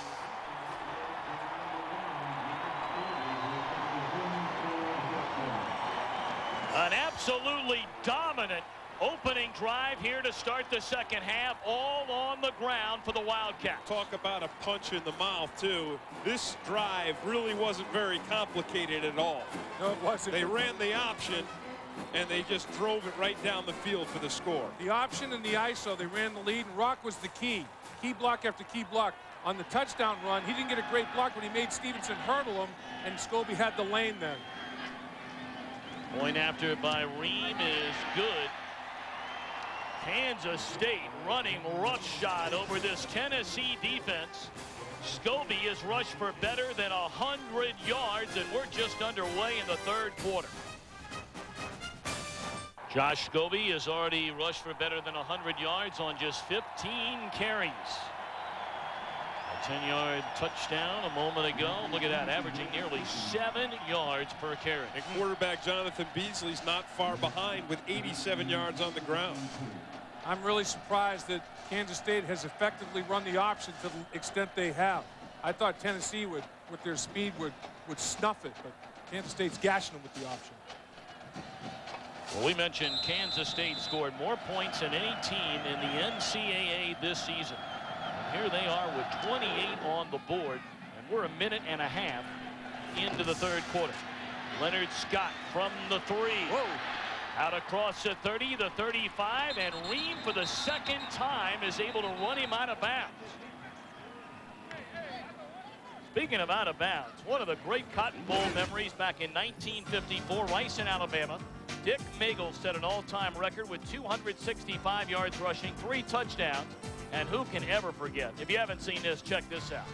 95-yard run. Tommy Lewis comes off the bench and tackles Magel. They ruled it a touchdown, and Rice won that game 28-6. Look at him trying to hide. Pretty good effort, though, you know, off the bench.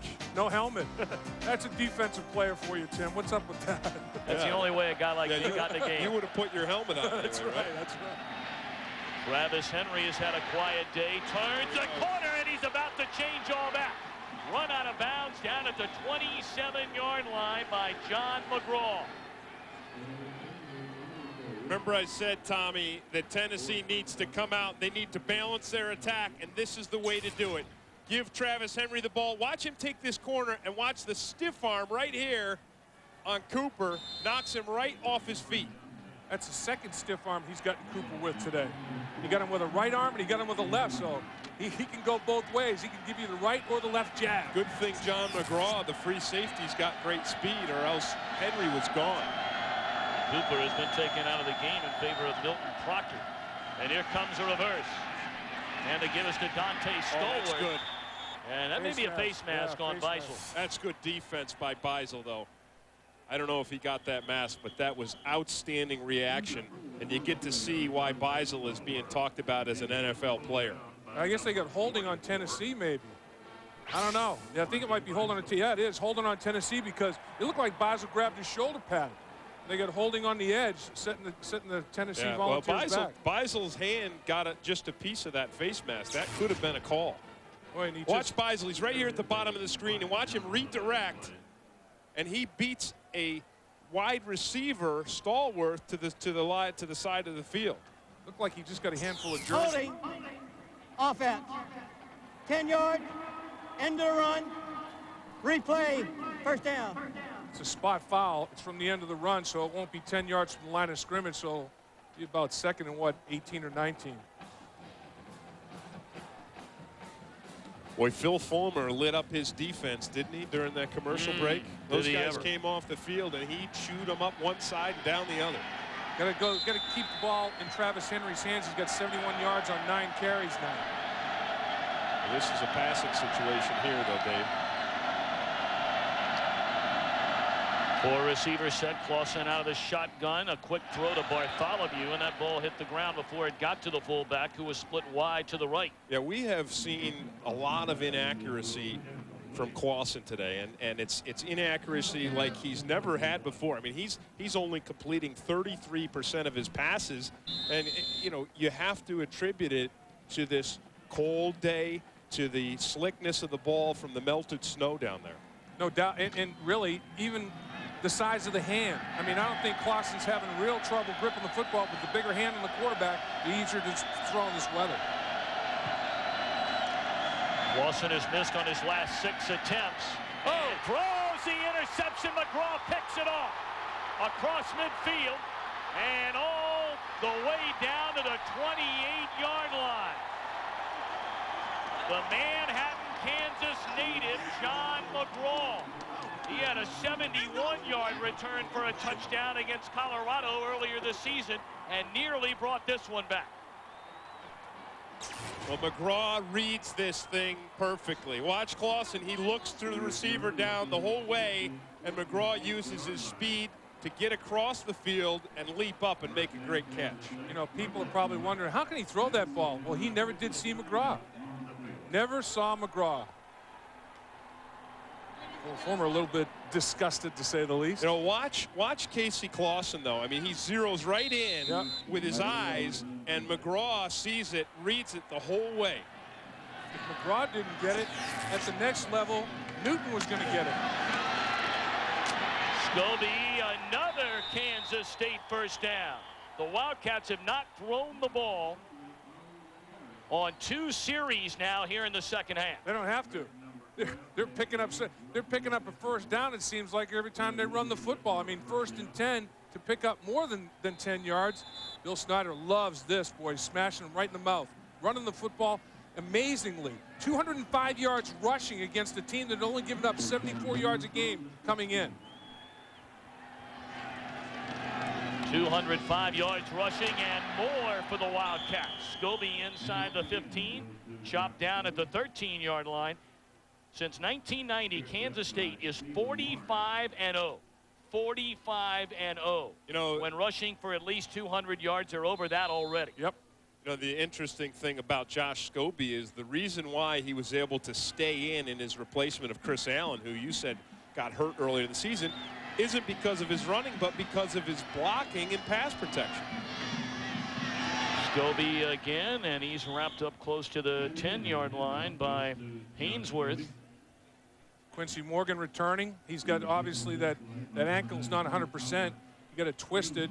Sessions tackling from behind right at the end of the half. But not to belabor a point, but the 3 guys that are doing the most damage, besides Beasley, of course, offensively, Morgan, The Rock, and Scobie, junior college transfers. I mean, the JC program has been good to Kansas State. Well, Smokey trying to get his defense to catch fire on this 3rd down and 4. And a quarterback draw. Beasley picking his spot, but he'll be denied the first down. Of course, that may depend on the spot of the ball. He appears to be about a half a yard short. I think he may have it, Tommy. That's pretty close. If he doesn't, I'd go. I'd go right for the throat right now. If it's 4th and short, I say, hey, my offensive line's beating them up. I'm running the heck out of the football. I go. I try to score here a touchdown in this red zone, not settle for a field goal opportunity if they are short. And, Tim, I think you're right. I think they did get the first down. They're going to bring out the chains for a measurement.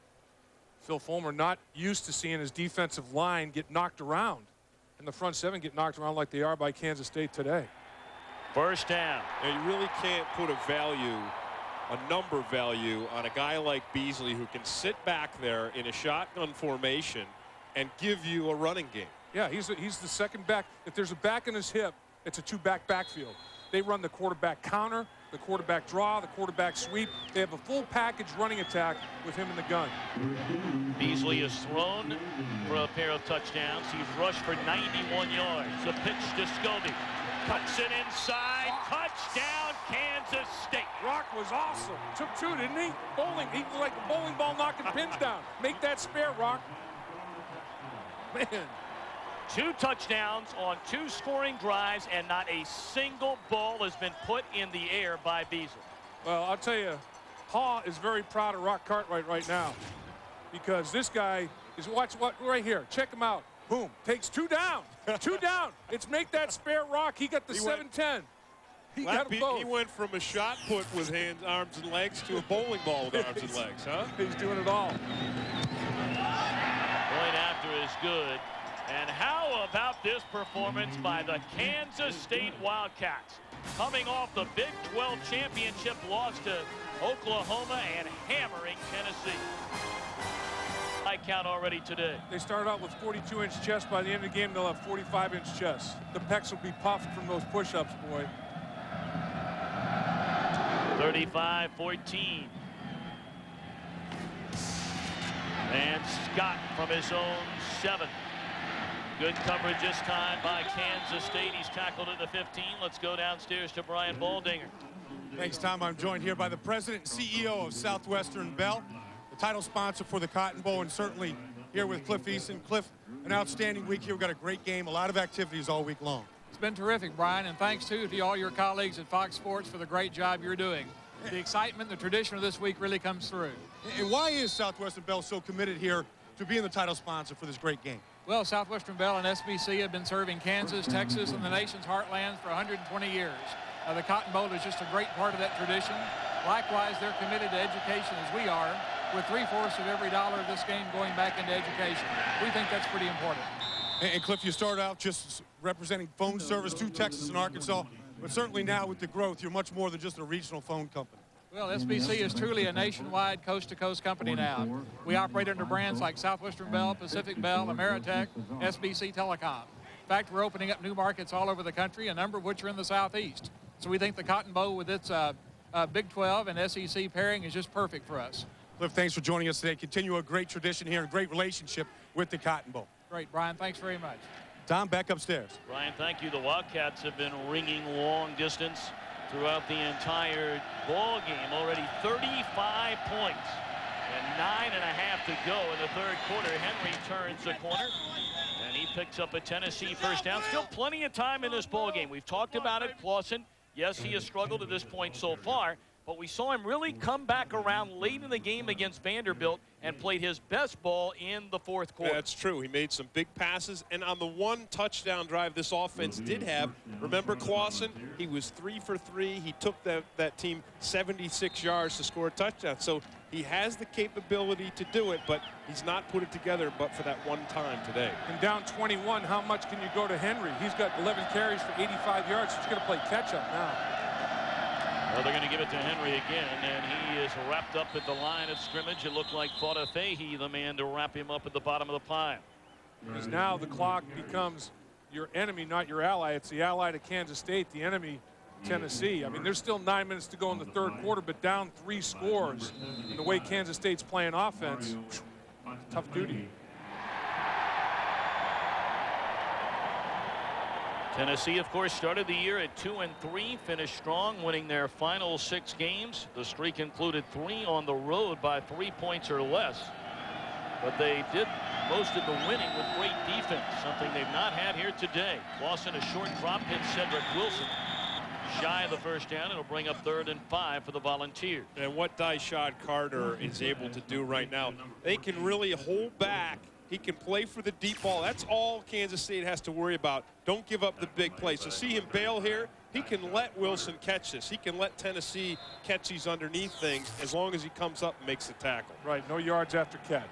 You know, Carter is like a coach on the field. He's been a starter for 3 years, and it was interesting to listen to Bill Snyder. He said of all the guys on his defense, of all the great seniors he's got, this guy is the guy who will be the hardest to replace. Tennessee jump's going to cost them 5 guys. You jump too if you had to block Fadafehi all day.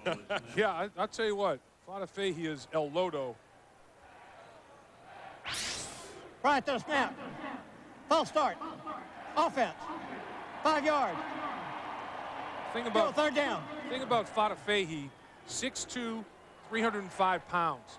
So he's got a low center of gravity, and he's real athletic with that 305 pounds. He changes direction very well. He's got tremendous hand placement when he comes off the line of scrimmage. I mean, his technique is sound. He's athletic. I wonder if Fadafehi in the Hawaiian language means big man running you over. It might. It should. Tennessee 1 of 6 on 3rd down conversions today. The penalty makes it 3rd and 10.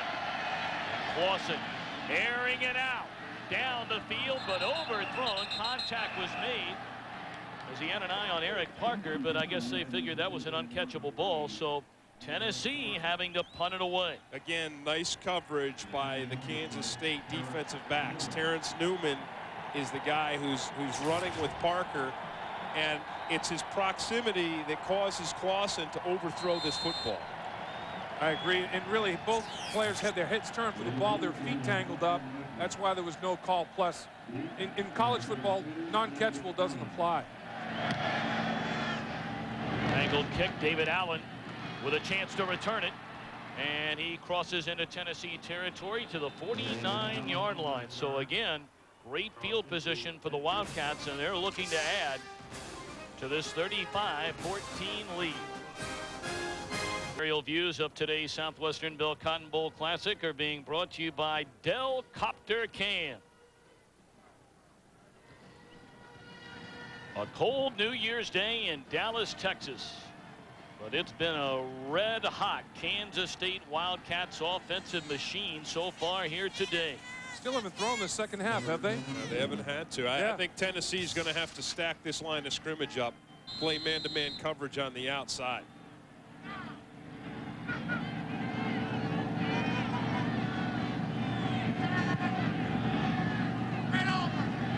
Audible.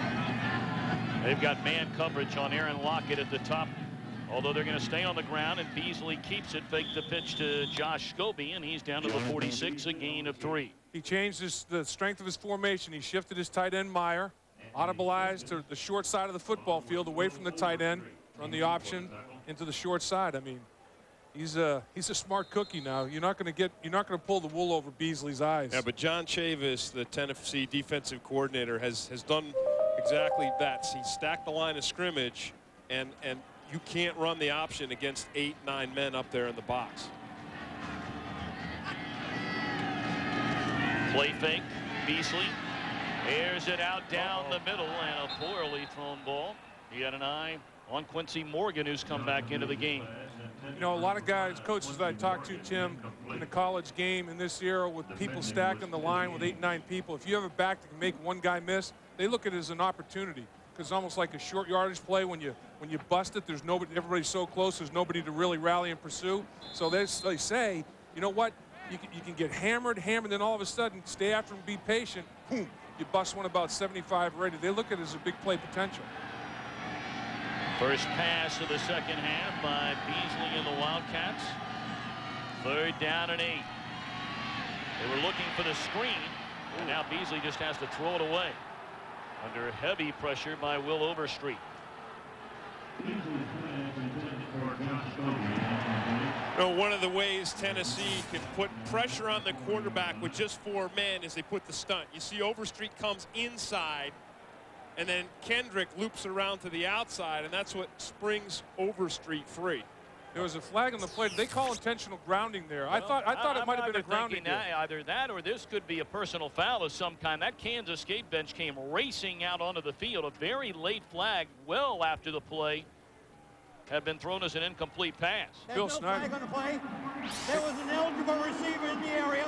It was. Quarterback was out the box. It was potential grounding, but he threw it close enough to the feet of the eligible receiver. It did not get back to the line of scrimmage. Just like you go from the tight ends all the way back to infinity, basically.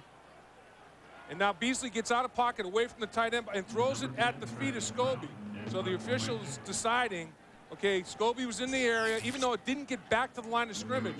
In the NFL, you have to get it back to the line of scrimmage as well as be out of pocket. Well, let's see if Tennessee comes after this punt. It was an area they felt they could take advantage of with all the problems Kansas State has had in the punting game this season, and the Volunteers need a big play.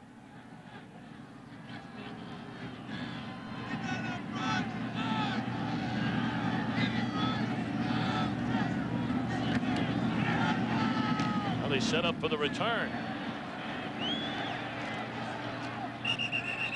Fair catch signaled for by Parker, so Tennessee will get the football at the 12, trailing Kansas State. Fill this up. I'm not having any druggies in my house. An all-new episode at 8:30, 7:30 Central, Fox Sunday. 35-14 K-State, a lot of time left to go, 6:14 in the third quarter. Our Aflac trivia question, which quarterback engineered the largest fourth quarter comeback in Cotton Bowl history? You knew that one last night. Yes, I did. Go ahead, Lap. Joe. Hang on. Oh, my bad. The folks at time, at home, a little bit of time. My bad. Take a stab at it. There's a lot of Joes out there. Well, but there's only it's a good one thing real it wasn't Joe. a Dante or something like that. He's no average Joe. This Joe is the real Joe.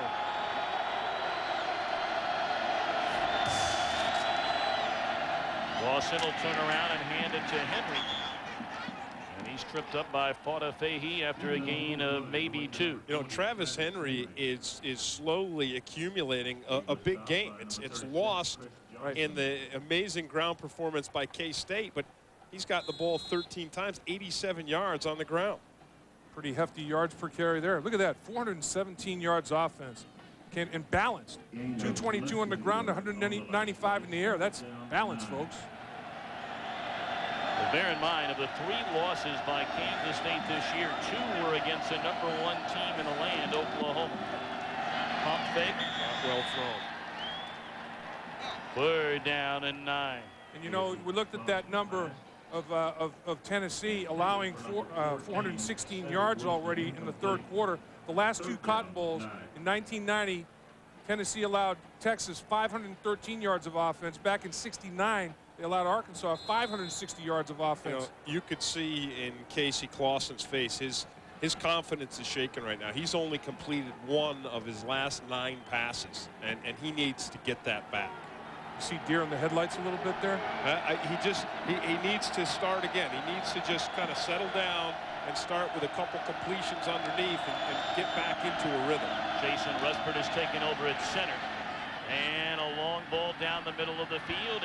Incomplete. David Martin covered beautifully by Derek Yates, a junior out of Houston, Texas. But Yates just got body position on David Martin, and he stayed there.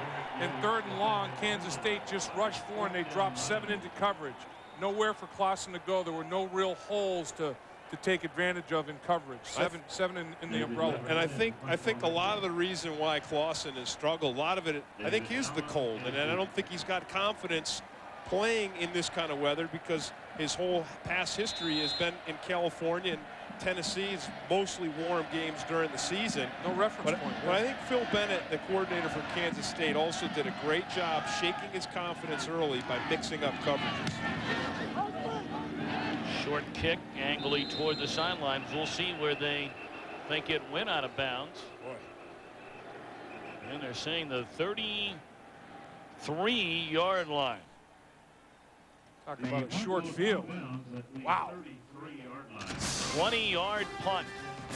Kansas State leading 35-14. What quarterback engineered the longest fourth quarter drive in Cotton Bowl history? We'll give you The answer here in just one moment. Well, I remember that game like it was just yesterday. Yep. Young kid watching that one from right here in Dallas, Texas.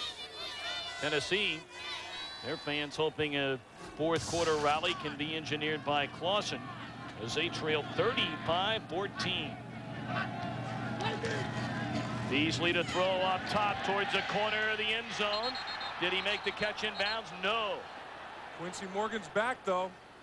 He looked pretty good on that one. Teddy Gaines did a nice job of staying step for step with him. And you really have to wonder if a healthy, completely healthy Quincy Morgan doesn't just run by Teddy Gaines. Teddy Gaines did a good job of using the sideline as the 12th man and then leaned into him. Yeah, but if you watch him here, watch Gaines. He spins his hips and runs, and he's not only step for step, he's actually out in front of Morgan. Good adjustment to the ball by Morgan. Morgan, an electrifying first half if you weren't with us. 128 receiving yards and 2 touchdowns. He makes a catch here and a nice tackle in the open field by Teddy Gaines. It'll bring up third down. Quincy Morgan. Pulled down by number 33, Jabari Greer. All right, you've been patiently waiting. The quarterback who led Notre Dame from a 22-point deficit to beat Houston back in 1979, none other than Joe Montana. It was a nasty day weather-wise that day. Joe Montana, the legend to Joe Montana, begun big time. 6 degrees. That kickoff, wind chill well under 6 degrees. They're going to give it to Scobie. And he runs right into the defensive front led by the linebacker Eric Westmoreland. He's a linebacker that's highly regarded, Tim. You know, people say that he'll be in the top 3 or 4 rounds of the draft. Do you agree? Well, yeah, I mean, he's got the quickness to do it. You're going to watch him penetrate here, and he comes off the block of Rock Cartwright, which is more impressive than anything to make this tackle, because that's the first block we've seen Cartwright miss. Yep. Buckled him, too. Took Rock to his knees. Jamie Ream on to attempt a 47-yard field goal. Runner-up in the Lou Groza Award to Jonathan Ruffin of Cincinnati, and this one wide left. So the first field goal tried today by Ream. It's only the 4th he's missed all season. Yeah, he was 17 for 20 in the regular season. He was Mr. Automatic. And, you know, they've had a run of nice kickers. Martin Gramatica with the Tampa Bay Buccaneers kicked his predecessor here at Kansas State. I saw him kick a 65-yard field goal in a game out there in Manhattan. I could not believe it. We're talking about the Tampa Bay Buccaneers. Of course, you saw them yesterday on Fox lose to the Philadelphia Eagles. Now that team is 0-20 in games where the temperature at kickoff is 40 degrees or less. So when you talk about the problems Casey Clausen has in the cold weather, it's a real thing in the game of football. If you're not used to it, it certainly hampers your effort. Inside handoff to Henry. He breaks 2 tackles. Now tries to turn the corner and caught from behind by Ben Lieber out to the 38-yard line. Time to take a look at our Southwestern Bell game summary. The yards piling up for the Kansas State Wildcats. They average 410 yards of total offense a game. Look at that third down story, though. 1 for 8 for Tennessee. 7 for 13, better than 50% for Kansas State. And that's their passing game. Clausen now 6 of 20 attempts.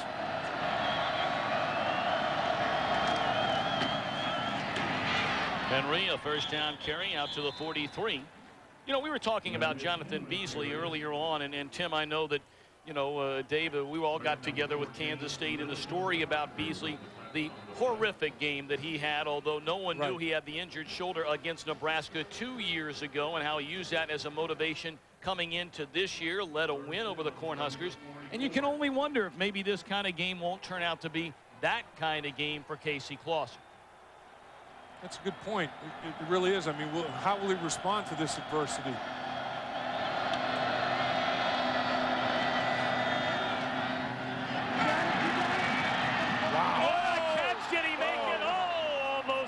Acrobatic grab by Cedric Wilson. He had a hand on it, at least one hand on it, 3, 4, 5 different times, and now he comes up limping. And this is why when you're an experienced cornerback like Dyshad Carter, you always stay with the play. Wilson's got him beat, but watch Carter. He stays with it, and it's that last grab at Wilson's right arm. Yep. Watch it here. As he's falling to the ground, watch Carter. He grabs the arm, and that's what doesn't enable Wilson to make that catch. That's finishing the play. And they coach it. It's a violent rake. Get in there and rake at it. Rake the arm out of there, and the ball pops free. We remember a play like that in the NFL earlier this season. Chris Dishman not staying with the wide receiver, went for a Green Bay Packer touchdown in a win over the Vikings. Tell you what, that was a hit in there by Terry Pierce. Talk about young players and guys with a future. Yep, star. Terry Pierce is a freshman, and I think on that last play there, you got to see the kind of impact that he brings to the line of scrimmage. 6'3", 250 pounds, and he's one of those guys that really doesn't know yet how good he is. He doesn't know what he doesn't know yet. Big 12 defensive. I'm going to figure that out. Freshman of the year. I understood it. You get that? You got me on that one. 3rd down and 9, and they give it to Henry. Eludes one tackler, but can't get away from Bison. He was over 100 yards before that carry, but that'll knock him back under the century mark. And Phil Fulmer made a comment about him. He said, you know what? When sledding gets tougher, that's when this kid's at his toughest, and this is a good example of it. Yeah, this team's getting smacked around, and he's still rushing for 100. But 3rd and 9, I'm sorry, that's no time to try to run a pitch. That's when your quarterback, despite his struggles, he's got to pitch that ball downfield to get you a 1st down. Little confidence lost there in the young quarterback by the staff, you think? 35-14 Kansas State. Tennessee having to punt it away. Leverton off the side of his foot, and that one will roll to the 29-yard line where Kansas State will take over. Well, don't forget, America's fastest sport is now coming to Fox starting February the 18th. Fox Sports is the place to turn for every pit stop, lap, and checkered flag. It all begins with the 43rd running of the Great American Race, the Daytona 500. Fox Sports, the new home of NASCAR. These guys out in L.A. are busy, aren't they? Oh, I tell you, they're picking up sports like a game of jacks. The pitch is to Scobie, and he's upended by a line out to the 34-yard line. We talk about a guy that at the century mark, Scobie averaging 6 yards a rush still, and a lot of it's due to his partner in the backfield, the Rock. Rock Cartwright is like another lineman. Although he's only 5'8", he's 240 pounds, and he does not shy away from contact. I'd like to see him take one of those little handoffs up the middle. Look at the marks on his helmet. You see those marks from those hits? Scobie with a huge hole, and another Kansas State 1st down all the way out to the 45. A late flag comes in. 12-yard pickup for Josh Scobie, who is quietly having a marvelous game. Not so quietly. He's up over 135 yards. He's done damage here in the 3rd and 4th quarter. Little face mask at the conclusion of the run. That's going to give him another 5 yards. Well, you know, we talk about the Rock. The Rock was big again. Face mask. Defense. 5 yards from the end of the run. 1st down. Watch the Rock. Check him out here. Another mark on the helmet. ISO, lead block, boom. Nice form, keeps his feet moving. But the offensive line did a great job, too. The Red Sea parted right there for Scobie. And there's the grab right there at the conclusion of the play. Face mask penalty, 5 yards, not 15. You know, you've got to really credit this Kansas State offensive line. We have not mentioned John Henderson's name very much at all today. Henderson, the winner of the Outland Trophy, the best college lineman in the game. End of the 3rd quarter, Kansas State 35, Tennessee 14. Fox coverage of the Southwestern Bell Cotton Bowl continues after a word from your local Fox station. Forget that he redshirted in what was to be his junior year in '98. When Michael Bishop arrived, he took a back seat to, you know, let a guy who was only going to have a 2-year career, an enormously talented player in Bishop, get a chance to play. He came back and took over as a starter in 1999, had the dreadful loss we talked about against Nebraska. But this young man, you have to give him so much credit. He's taken a beating at times by the fans, and yet he's 20-4 as a starter and a terrific Cotton Bowl here today. And the reason that you talk about him sitting out and redshirting his junior year, that's why Coach Snyder loves him. He's a loyal guy, team guy. He said, you know, he was hurt. They bring Bishop in. He steps back. I mean, that was a difficult pill. A strike to Morgan, and he has a first down to the 37. You know, you just see this guy's presence in the pocket. He drops back. He hangs on to this football. He's under the blitz. He can run it. He can run it in for a touchdown. You just saw him complete the ball there. I mean, he really does it all. And these are nice passes that he's completing downfield. In that Nebraska game in '99, they lost 41-15. Beasley completed only 3 of 19 passes. And he was just pounded on by the media, by the fans. No one knew about his hurt shoulder. He put the score of that game above his locker, and it was his inspiration throughout last season, the rest of the season, the off season, and this season as well. Grew up with his mother in a small apartment in Glendale, Arizona. She worked many hours working for a telephone company there in the greater Phoenix area. He had not seen his father since the age of 9 or 10. And everything that is right, we mentioned earlier about sports, is Jonathan Beasley, but also everything that is right about the Big Brother program. Yep. Because had it not been for Jason Weller, a sandy brown-haired young man with glasses who took over Jonathan's life, or male role model life in many ways, he would not be where he is here today. It's a terrific story. You should be the poster child or the poster adult for the Big Brothers Foundation. Let's go downstairs to Brian Baldinger. And Tom, just to continue to pick up here on Jonathan Beasley, he was very excited in the meetings the other day because he just got his official invitation to the NFL Combine in February in Indianapolis. When asked what quarterback he would like to emulate, he said, 2 come to mind: Rodney Peete and the Rose Bowl MVP from 1978, a guy named Warren Moon. Ooh, 2 good ones there, Baldy. I'll tell you what. And you know what? The thing, you think about, there'll be 32 teams in the NFL when Houston comes in 2002. Times 3. That's, you know, he's one of the top 100 quarterbacks in the country. Come on. He belongs. You know, 96 quarterbacks are better than this kid.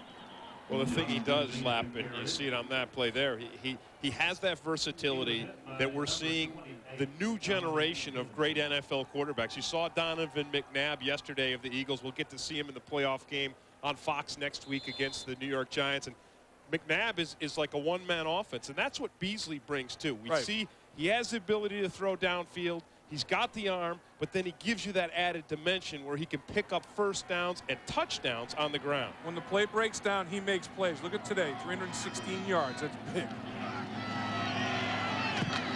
And they'll continue to add to that rushing total. A pair of now 100-yard rushers in the game for Kansas State today, Scobie and Beasley. They got his shoe. Blew a tire? You know, he got his shoe pulled off. Yeah, blew that left tire, didn't he? Or right tire. You've got to retie the tread. You know, he's a delightful kid, too. I mean, oh, yeah. You talk about huddle presence, pocket presence. I mean, he's just one of those, he's not a real loud leader, quiet leader that demonstrates with his actions. I mean, the players absolutely, and coaches love this kid.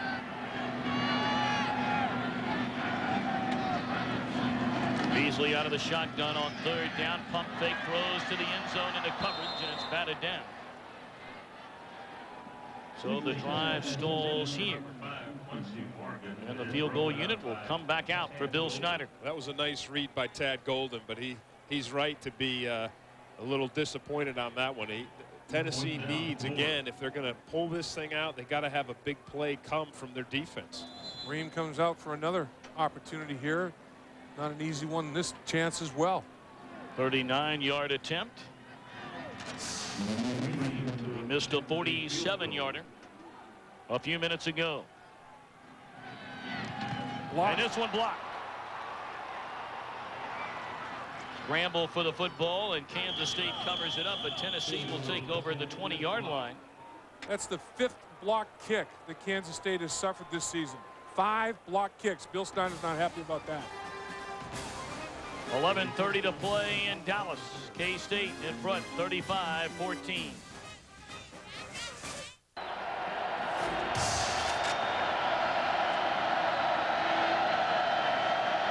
Clausen hoping for a miracle finish here in the fourth quarter. 11:30 to go. And they swing it out to Stallworth. Nope, incomplete. The throw was short. We have not heard from Dante Stallworth.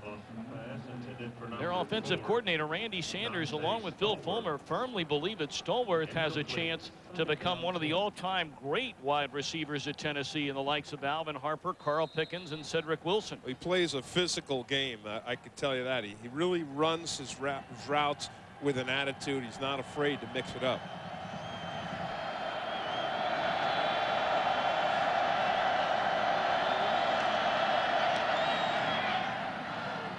No one within 40 yards of that throw by Clausen, who took a beating.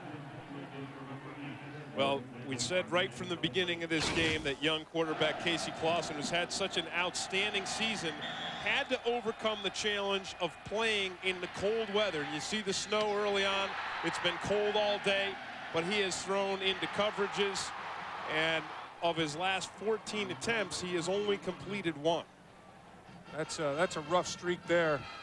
And on that last pass, Beisel and Johnson, the two defensive ends, met at the quarterback. Clausen was the meat of the sandwich on that one.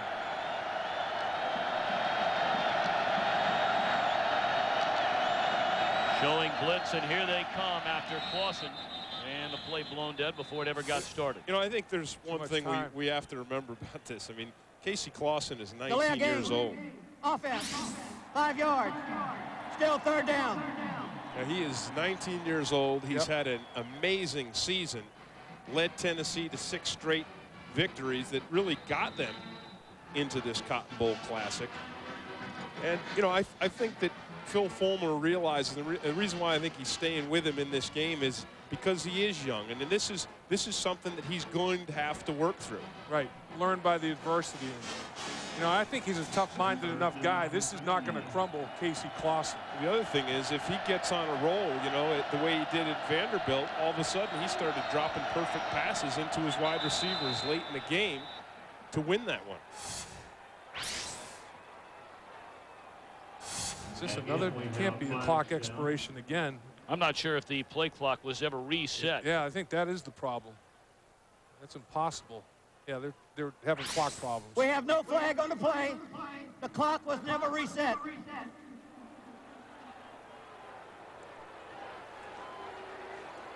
See right there in the background, number 77 in that white jersey, Michael Munoz, the son of the great Anthony Munoz. I was privileged enough to play next to Anthony Munoz for 4 years. And Michael, the apple doesn't fall far from the tree. Michael Munoz is a heck of a football player, but more importantly to Anthony and Dee Dee, his parents, a better kid. And as great a football player as Anthony Munoz was, he's that much better a person. I mean, he's Hall of Fame player, father, husband, community member. I mean, it's Anthony's top shelf. We have not called Beisel's name much at all here today, and that's who he's been locked up with most of the afternoon. Long ball to Stallworth, and terrific coverage downfield by Dyshawn Carter to break it up, and he's hurt. May have had the wind knocked out of him. Yeah, I think you're right. That's a bad feeling. You know, and to finish that thought about Michael Munoz, don't forget, they're still pretty excited in Knoxville, Tennessee about the arrival of his sister, Michelle Munoz, next year. Player the of the year. reigning Miss Ohio basketball and one of the top 5 high school basketball players in the country. But that man right there, Michael Munoz, his dad, Anthony, we had a situation in Cincinnati where our best player was also one of the best people you're ever going to want to meet. And if you're a coach or an organization, there's not a better scenario than that. Wildcat, Allen, a chance to return it. And he'll turn it back the other way. Whoa. And still on his feet. And finally dragged down back at the 40-yard line. Will Bartholomew, the fullback, on special teams, getting down the field to make that tackle. By many as the best offensive tackle in the history of the National Football League, so not a bad idea to lean on Pop for a little advice.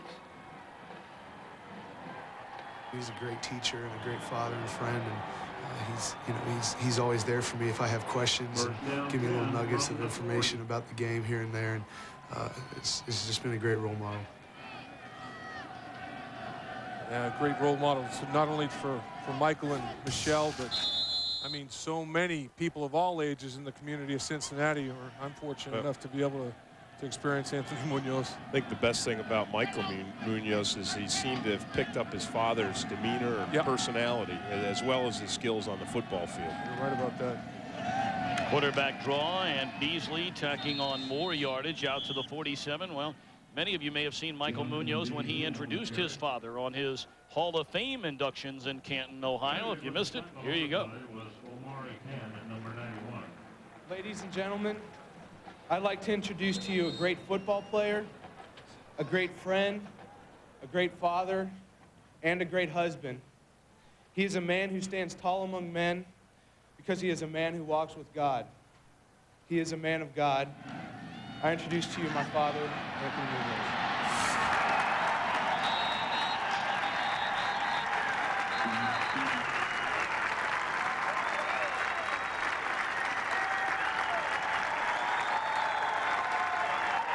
Introducing his father, Michael, only 16 years old when he stepped to the podium. That was his first public speaking scenario, and he does it on national television, inducting his dad to the Hall of Fame, or presenting his dad for induction to the Hall of Fame. And anybody that's a father or a son, and father-son relationship, that doesn't bring tears to your eyes. I don't know, I guess you're not living, because that's what it's all about, father-son relationships right there. Well, the first down carry by Scobie a moment ago, and there's an injury. Kendrick, we'll let you know.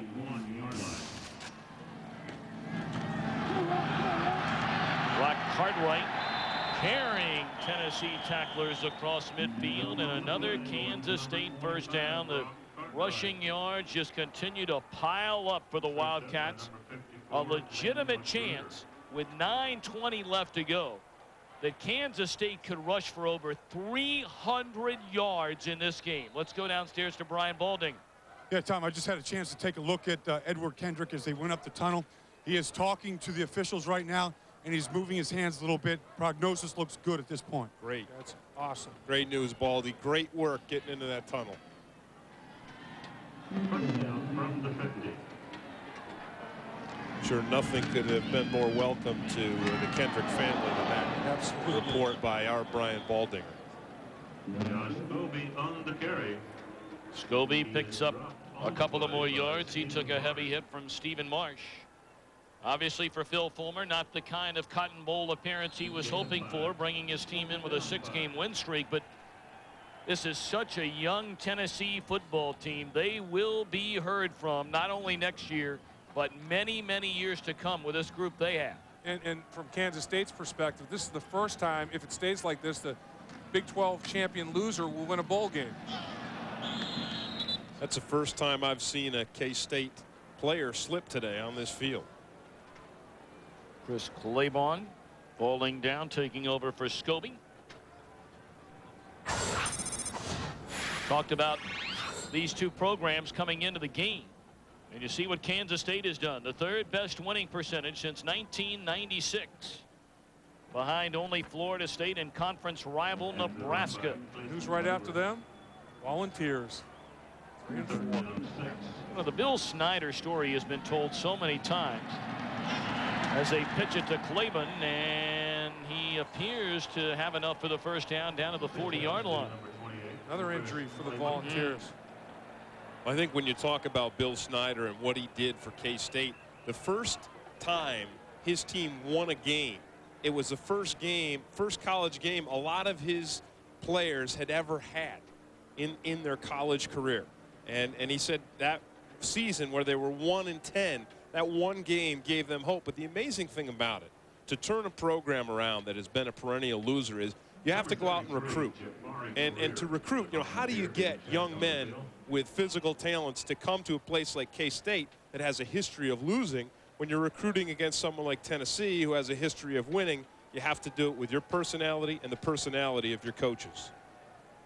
Jabari Greer, the injured Volunteer, down on the field. We'll take a timeout. 7:37 to play. All K-State. The left knee of Jabari Greer. He returned an interception in this ball game for a touchdown. Highly touted true freshman quarterback out of Jackson, Tennessee. Our Southwestern Bell game summary. The Wildcats closing in on 500 100 yards of total offense. And look at Beasley. And if you look at Tennessee over here, you know, Dave kept talking about it, 1 for 10 in third down conversions. The passing game has been non-existent, but for the 1 touchdown drive where Clausen completed 3 for 3, taking them 76 yards. Option pitch to Claiborne, and he cancels a tackler and makes his way to the 37. Rock gets his block every time on the perimeter. He's incredible. I think the Tennessee DBs and linebackers are going to see 25, a purple 25 coming at him in their sleep. This kid is just, he's tenacious. I mean, he just stays after him. Boy, Kansas State, Cotton Bowl records, 50 carries, 280 yards on those 50 carries. 5.5 yards a pop in that vicinity. But I think you have to remember the thing that really got Kansas State into this running mode was some great connections between Jonathan Beasley and Quincy Morgan in the first half. Then, of course, they had to come out in the second half with Morgan, the injured ankle. Right, that was the impressive thing. And hammered down after unable to handle the snap is Beasley. And a shot delivered by Overstreet, and the K-State faithful doesn't like it. Boy, shotgun snap, couldn't handle it. It was a little hot, or high, or both. Well, Overstreet's going to come unblocked from Beasley's left, and he's down as he. Now the thing is, you know, Overstreet does the right thing. He tackles, he comes in chest to chest. Didn't lead with his helmet, didn't do anything vicious or dirty, just laid a good clean hit on him. You saw him snap his head back. It wasn't due to Beasley delivering a hit. He made sure the referee knew that he wasn't leading with that helmet. He snapped it out of there. 19. Clock running, under 6 minutes to go here in Dallas, Texas. And out of the shotgun, Beasley trying to get out of trouble, does so, plants, throws a deep ball, defender falls down. But off target on the throw to Aaron Lockett is Jonathan Beasley, and a penalty flag all the way back. That'll be a personal foul against Tennessee. Roughing the quarterback. The fans were upset that the call wasn't made on Overstreet, but then here comes the late hit. Well after the play. He didn't even get his money's worth. That's Big Henderson. Automatic first down. Never got his money's worth. I think Henderson just turned his head to look at the pass and ran into him. There was no reason to even, I mean, he was 5 yards away. He's laughing about it almost, but I don't know. It was not the smartest thing to do. Back to the K-State running game for a second. They're up by 7, and their star receivers hurt. They come out of the locker room and run the ball right down Tennessee's throats. 2 consecutive possessions for back-to-back scores. I mean, they made a statement in that third quarter that we're going to take the ball to the ground and knock you around. I think you got to credit their offensive line, and Milford Stevenson, their left tackle, has really been the anchor of that line all season. Scobie continues to pile up the yards, running behind Stevenson there, and he's to the 30-yard line. Let's go downstairs once again, and Brian Baldinger. Now, standing down here in front of the Kansas State Army that travels so well with this football team, they haven't sat down the entire game. They were allowed at 12,000 seats. They sold out immediately. They gave them 3,500 more that they could buy, and they've been walking up all week long during the snowstorm and the ice storm down here in Dallas to purchase more tickets. Great support from the Kansas State Wildcats fans. You know what, Baldy? Back in 1996, Kansas State comes to play in the Cotton Bowl against BYU, and they bring 50,000 fans from Manhattan. Unbelievable. I saw it up close and personal on their trips to Phoenix and the Fiesta Bowl. I mean, every time you turned around, there was a car with a purple flag on it, driving around the area, making the trip all the way out to the Grand Canyon State. And when you look like that, you know you're ready, whether it's in warm, sunny Arizona or cold Dallas in this Cotton Bowl. Well, gents, I'm going to duck on down to the field for the Cotton Bowl trophy presentation. That's what happens. A guy like you, Tim, you know, the lawyer, the author, the scholar, you know, you get to do those kind of trophy presentations. I'll catch up with you. Great being with you. Happy New Year. Happy New Year, partner. Scobie has already rushed for nearly 150 yards, and another penalty flag comes in late. This could be yet another infraction against the Tennessee defense. We'll see. Yep, it could be. Frustration. We got holding going against the Kansas State Wildcats. You know, there's a coach on this football field, and there he is, Phil Fulmer, the winningest, percentage-wise, active head coach. Phil Fulmer has done a heck of a job at Tennessee. I mean, Coach Snyder, we've been giving him a lot of credit, and deservedly so. I mean, Bill Snyder, as I said before, coach of the century in my mind. But Phil Fulmer, you know what? Climbing the ladder of success, you get to the top. Offense. Penalty to refuse. 4th down. Climb that ladder of success one rung at a time, you get to the top. There's no seat there to sit down on. People want to knock you off and watch you fall back down the other side of the ladder. To sustain the level of excellence the Tennessee program has sustained year after year after year, and Kansas State is getting in that mode now. To me, that's even a bigger accomplishment. And 2 good guys. Yep. I had never had a chance to meet either of the head coaches. I know that you have been around Coach Snyder a number of times through the years. Little pooch kick by Beasley. Will roll down to the 3-yard line, and Jonathan Beasley doing it all here today in his final game as a Kansas State Wildcat. Let him kick off, punt, pass, and kick. He can do it all. Hey, brought to you by Dr. Pepper, the touchdown connection. Beasley to Morgan, 56 yards. Impressive. Beasley, as he's getting crunched by Overstreet, delivers a strike right on the money to Morgan.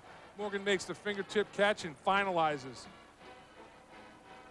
There's the winning team's reward right there. Look at that. It's a beauty. The Field Scoville Trophy. 2001 Southwestern Bell Cotton Bowl Classic. That's some nice hardware right there. There you go. That tuition's being spent very, very wisely. Oh, yeah. Uh-huh. At Kansas State. They're matriculating out in Manhattan, and just a learned group right there. Quality education. Gotta love it. Love it. College life. Been a rough bowl debut for Casey Clausen, but there will be many great days to come in his career. First down reception, close to one anyway, by Will Bartholomew. Today's game is produced by Jeff Gowan and directed by Rich Russo. The associate directors are Barry Landis and Derek Manning. Our associate producer is Fran Morrison. Our broadcast associate, Robert Slosby. Special thanks to our technical producer, by way of Chicago, Illinois, Craig Marlowe and his great technical staff. The senior producer of Fox Sports is Bill Brown. The executive producers for Fox Sports are Ed Gorin and David Hill. And thanks in the booth, Eric Billigmeyer and Mark Daddy Wags Wagner. Yes, sir. What a group we had down here this week. It was a blast with these folks.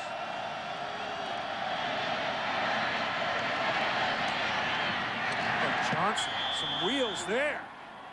Whew. Johnson closing on Clausen like he was standing still. That's a defensive end running down that quarterback. Also like to thank Fred McClure, the chairman of the Cotton Bowl Committee, and Rick Baker, the president of the Cotton Bowl. They do such a wonderful job, and even though we're away from home, when we come to Dallas for the Cotton Bowl the last 2 years, we feel very much at home. No doubt about it, boy. They are more than hospitable. They make you feel like $1 million.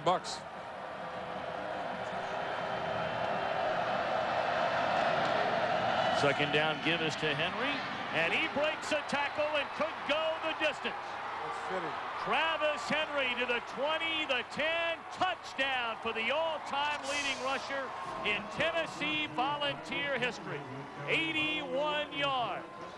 I think it was Ben Lieber that was right in the hole and missed the tackle. Ben Lieber was there and one-on-one, and running back beat linebacker on that particular occasion. And Travis Henry, all of a sudden, has got some significant numbers. 180 yards on 17 lugs, better than 10 a pop. You know, he had, touchdown. And the amazing thing, we talked about it lap already today, the fact that he was only one shy of 100 for the game before this huge run, which will obviously inflate the stats, but he was having a solid game. Absolutely. I mean, in bad situations, I mean, his team trying to come from behind, that's not conducive to a great running game, but he's legit. He's a first rounder as well. Point after is good by Alex Walls. He covers every base possible. Onside kick and a nice bounce, but leaping into the air to get it, Milton Proctor in Kansas State. will get the football. We once again would like to thank Ardell Copter Can, flying high above the Cotton Bowl here in Dallas, Texas. Great beauty shots, huh? It's a historic place, this old Cotton Bowl. A lot of great players, a lot of great plays occurred right there, ladies and gentlemen. A wonderful time, and reminding many of these young players on both teams about many of the greats that have played in the Southwestern Bell Cotton Bowl through the years. And watch out for Tennessee. True freshman quarterback, true freshman center, true freshman right tackle. They are young, and they're not going anywhere.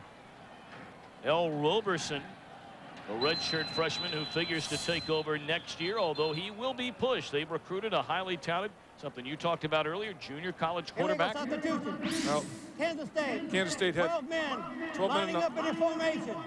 5 yards. Still first down. You can't run more than 11 players out in the football field and then run one out late. That's a illegal substitution, personnel violation. You have to give the defense an opportunity to match up, and that's why that rule is in place. But yeah, this young man now, this fella El Roberson, has got some jackhammer feet. Where do you see him run the option if they do? I'm not sure they will, but he can get there. Native of Baytown, Texas, went to Lee High School, and he'll take off running. Carries for close to 5. He appeared in 6 games during the season. Only threw 23 passes, but ran in 33 attempts for over 200 yards. I think one of the reasons that Bill Snyder was able to turn his program around too is the system, the schemes that he runs. Press with the cornerbacks, like in the NFL. Get up, and press, and then blitz, overload, and then offensively, and that he can attract excellent cornerbacks with his style of play, and defensive players that like that blitzing mode that want to showcase their talents. Then offensively, as diverse and multiple he is, they're ready for the pros. It's a pro-style offense, and you get that type of player. Roberson on a quarterback draw is taken down at the 42-yard line. Well, Kansas State, along with Florida State, the only 2 schools to reach double figures. His favorite senior class in terms of staying with it. Hey, they're 2-3 after 5 games. They're not worried about bowl games. They're worried about 500 record. And here they are in the Cotton Bowl. That's a heck of a run. Roberson fakes a pitch, stays on his feet, breaks a couple of tackles. That's what you were talking about.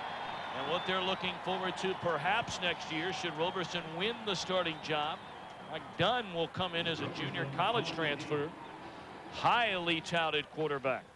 And once again, with the scheme and the system that Bill Snyder implements, you attract those kind of athletes. Everybody wants to be associated with a winner, particularly a team that wins the way Kansas State does, the system they implement. Over 500 yards of total offense for the Wildcats here today.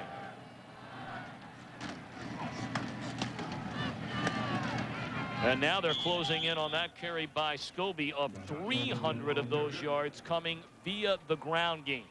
And Scobie almost getting half of that, 146 yards on 28 carries of the football and 2 touchdowns. Just a great day. Morgan, 7 catches for 145 yards. So you get a player in Scobie that rushed for 146, and Morgan caught passes for 145. And there they are hugging right there. I mean, they're just congratulating each other. I mean, they combined for 291 yards of offense. And Bill Snyder's about to get wet. Here we go. He's not going to like this a bit, because it's a little chilly willy out there. It's more than a little chilly. He's going to be. That heart's going to race a little bit on him. And look at his senior die shot. Carter, he's the guy who wants it. Yeah. He was totally unsuspecting. He got drilled. The Iceman knocked his glasses off. Oh, man, he got crushed, but he's happy. That's the best formation in football, the genuflect. Take a knee and leave the field. And, hey,